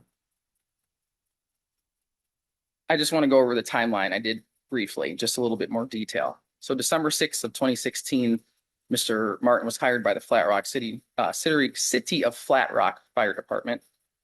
January 6th of 2018, Mr. Martin submitted a written complaint reporting dangerous conduct and hostile conditions within the department. February 28th of 2019, Mr. Martin is listed on Mr. Cadora's witness list in his case. This is important because it shows that Mr. Martin was formally tied to Mr. Cadora's case before the city suddenly escalated its treatment of him. On May 8th of 2019, just over 2 months later, Chief Vac places Mr. Martin on administrative leave and orders the urine and blood screening, fit for duty physical, and then a psychological evaluation without any other indication to him that there was any issue that was going on that needed to be evaluated. May 14th of 2019, Mr. Martin undergoes a psychological evaluation with Dr. Clark. May 20th of 2019, Dr. Clark says he's not presently a danger to himself or others. July 11th of 2019, Mr. Kadura's deposition confirms the hostility towards Mr. Martin. He said, nobody here likes him. If you're friends with him, you're going to run into a lot of problems here. Mr. Kadura also testified that Webb asked him why he even talks to Martin. September 12th, 2019 is the email from the city where they acknowledged Mr. Martin did not receive Dr. Clark's report. They said, otherwise, how will the employee know what he had to do to be able to come back to work? December of 2019, Mr. Martin is separated from his employment. Now, once the employer gives a reason, the issue becomes whether a jury could find that explanation was not the true reason. As I stated in Hazel versus Ford Motor Company 464 Mich 456, plaintiff must demonstrate that the evidence creates a question of fact that the employer's stated reason was not the true reason, but was a mere pretext. It's not about honest belief. It's not what the employer says it. It's a question of whether the jury could say that the stated reason was not the true reason. And here we gave more than just timing. I think 2 months is sufficient on itself to say that maybe a jury could say, you know what, I think that's pretty close with the timing. It became clear that Mr. Martin was going to be a witness for Mr. Kador, who already had a lawsuit and they didn't like. There's no buildup matching this May 29th escalation. There was no documented progressive process. And that VAC couldn't even tell us what details, what was it that was really wrong with Mr. Martin that caused you to have to do all this after he's been working for you for almost 3 years. And I want to overstate 2.5 years. He said he was mumbling and acting strange. And a jury could certainly look at that and say that that's a vague explanation for something as serious as going to question somebody's psychological status and their ability to do their job. Dr. Clark, almost immediately after he gets this evaluation, says Mr. Martin was not a danger to himself or others. So there's no reason that the city says that they had to portray Martin as someone who had to be removed for urgent safety reasons. He was not a danger. The city then relied on requirements that Mr. Martin never received. The city argued that Mr. Martin failed to comply with the return to work conditions, but its own emails acknowledged he didn't get the report. So how would he have complied with conditions he didn't know he was required to comply with? A jury could reasonably conclude that the city could not remove Mr. Martin from work, fail to tell him what he had to do to return, and then rely on that failure as a reason to keep him out. I don't have anything further. I don't want to review or ask any questions. So I don't know what that means. But if there's questions, I want to address them. I also want to save time for rebuttal. Hey, no questions, right? Do you have anything? Okay, No thank you. questions right now. You have plenty of All time right, for thank you. rebuttal. Thank you.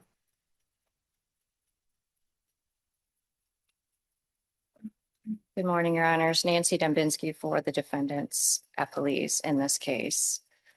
I think the timeline was in the briefs for both parties, but in response, I would like to point out that Dr. Clark's report also indicated Mr. Martin is not able to perform the essential job functions of a firefighter or paramedic at this time. So the fact that maybe he wasn't going to harm himself or wasn't homicidal, it did not mean he was fit for duty as a firefighter at that time. And that is what the city has indicated took him off work. There is an indication that he did not receive the report until September of 2019. And when he did receive it, he didn't do anything. He had actually already took another full-time job elsewhere. He didn't pursue further follow-up with Dr. Clark because he didn't trust Dr. Clark. He didn't like the opinion and he chose, I think his testimony was he wasn't going to follow up with this doctor on that. Can you specifically address whether, I would assume you would argue, the lack of causal connection between the support of the Kadura claim and the decision with regard to administrative leave? I would. I what- jumped right into pretext. I know. Regarding the causal connection, Your Honor, we have argued that there is no causal connection. Mr. Cadora filed a lawsuit and I think the 2 months or the 3 months that plaintiff is relying on is the time when there was a witness list filed on both sides in the Cadora case, which was at the end of February 2019. That was the closest thing in time to the May psychological appointment. However, as both briefs indicate, the witness list included Mr. Martin, not only for Mr. Cadora, but also for the city. We both listed him as a witness and he's not even like number one. I mean, he's on lists of 35 or so other departmental individuals. So to point to the witness list seems untenable because Is there any it's, suggestion on the city's part that he was going to be called as a hostile witness? there isn't at that point, I would say, Your Honor. And Mr. Cadora doesn't testify until after May of 2019, when Mr. Martin is already on administrative leave because of the fitness for duty explanation. So we did argue causal connection in the failure to make a prima facie case. The trial court ruled that essentially the trial court ruled, even if it's on the edge, or I forget what the trial court said, the pretext bubble or the pretext element is what the trial court said the plaintiff couldn't get by. So I guess my argument would be, yes, we have argued causal connection throughout the brief and in the trial court and today. But even if this court is inclined to find a question of fact on the prima facie element, that the pretext element doesn't exist because of the fact that the city relies on that fitness for duty lacking element of Dr. Clark. And that was what took Mr. Martin off of work. And then when he got the report, he did not follow through with anything there. And he gave explanations for that. But long story short, it wasn't done. And he had already went back to work at a different time, or I'm sorry, at a different location. We have cited the case that indicates pretext can't be pretext if it's true. And the truth is Dr. Clark issued a report saying that this gentleman was not fit for duty until he made these, I guess, curative or reevaluation before he could return to work, even if he went through the curative elements, and he did not. For those reasons, we don't believe the trial court got it wrong when it ruled there was no genuine issue of material fact that Mr. Martin could not establish his claim for Elliott Larson retaliation, which is the only count that was at issue in the complaint. Unless this court has any other questions. Okay, thank you very much. Thank you. I know it's been a long morning, afternoon for you all. Thank you. Any rebuttal, counsel? Yeah.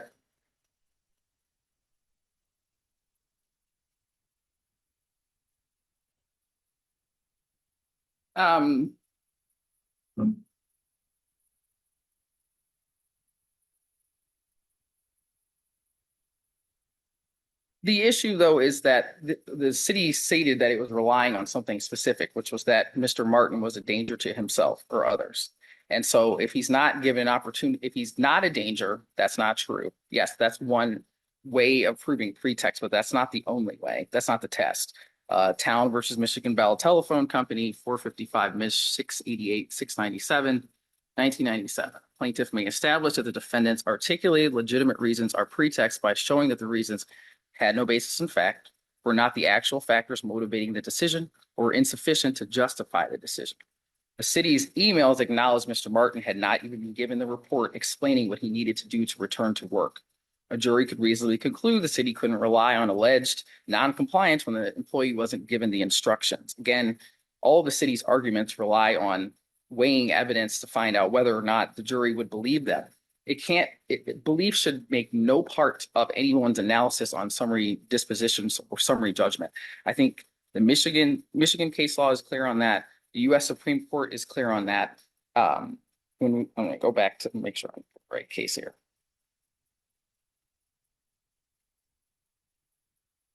The Supreme, and I'm usually in federal court, so the Supreme Court case law that's relevant here, I think, just with respect to the analysis, is Reeves versus Sanderson Plumbing, 530 U.S. 133, and Tolan versus Cotton, 572 U.S. 650.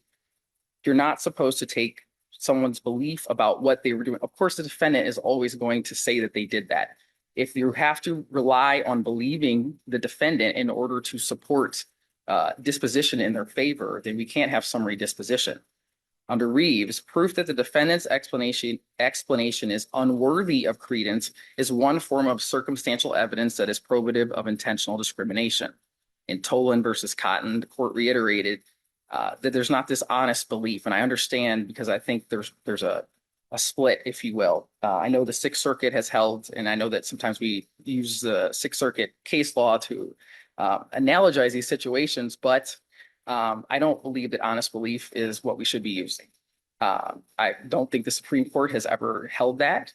I think it flies in the face of the Constitution to say that you are going to credit an employer who has lawyers from the start. You know, we're all in the middle of active litigation, and to say that the one person who actually stood up and said something that you were actually going to call him as a witness in your case. I mean, I'm not going to go with outside the record and say what they would have done. We did have a trial in Mr. Cador's case, and they didn't call him. So the point is that, again, that goes to the jury. They get to decide do we have enough evidence is the question. And I would submit that there's more than enough evidence, not just timing. It's all of these things that make this suspicious. I think, first and foremost, being an active litigation in another case with the two people who are the ones who are speaking up about things that you're doing that are illegal, is certainly something that a jury might credit. We don't know that, but I think they should at least be given a chance. Thank you. Okay, thank you very much. Thank you both. That case will be submitted. Moving on to the next item, item number 11, docket number 376170, In re AYS minor. Did Hey, Judge. counsel? Oh, okay, we do have somebody Yes. online. Yes, well, this is Stephanie in the clerk's office. Ms. Schmidt did waive her oral argument on this one. Okay, great. So then it looks like that case will be submitted on the briefs. Moving on to the next item, item number 12, docket number 369264, People versus Austin Cole Kurtzinger. That case will be submitted on the briefs. Item number 13, docket number 377131, In re AJ Bean minor. That case will be submitted on the briefs. Item number 14, docket numbers 376851 and 376852, In re NSL Williams minor. That case will be submitted on the briefs. And the last item, number 15, docket number 375501, In re Beckish Johnson minors. That case will also be submitted in the briefs. So with that, that brings us to the end of our first day of call. We are adjourned.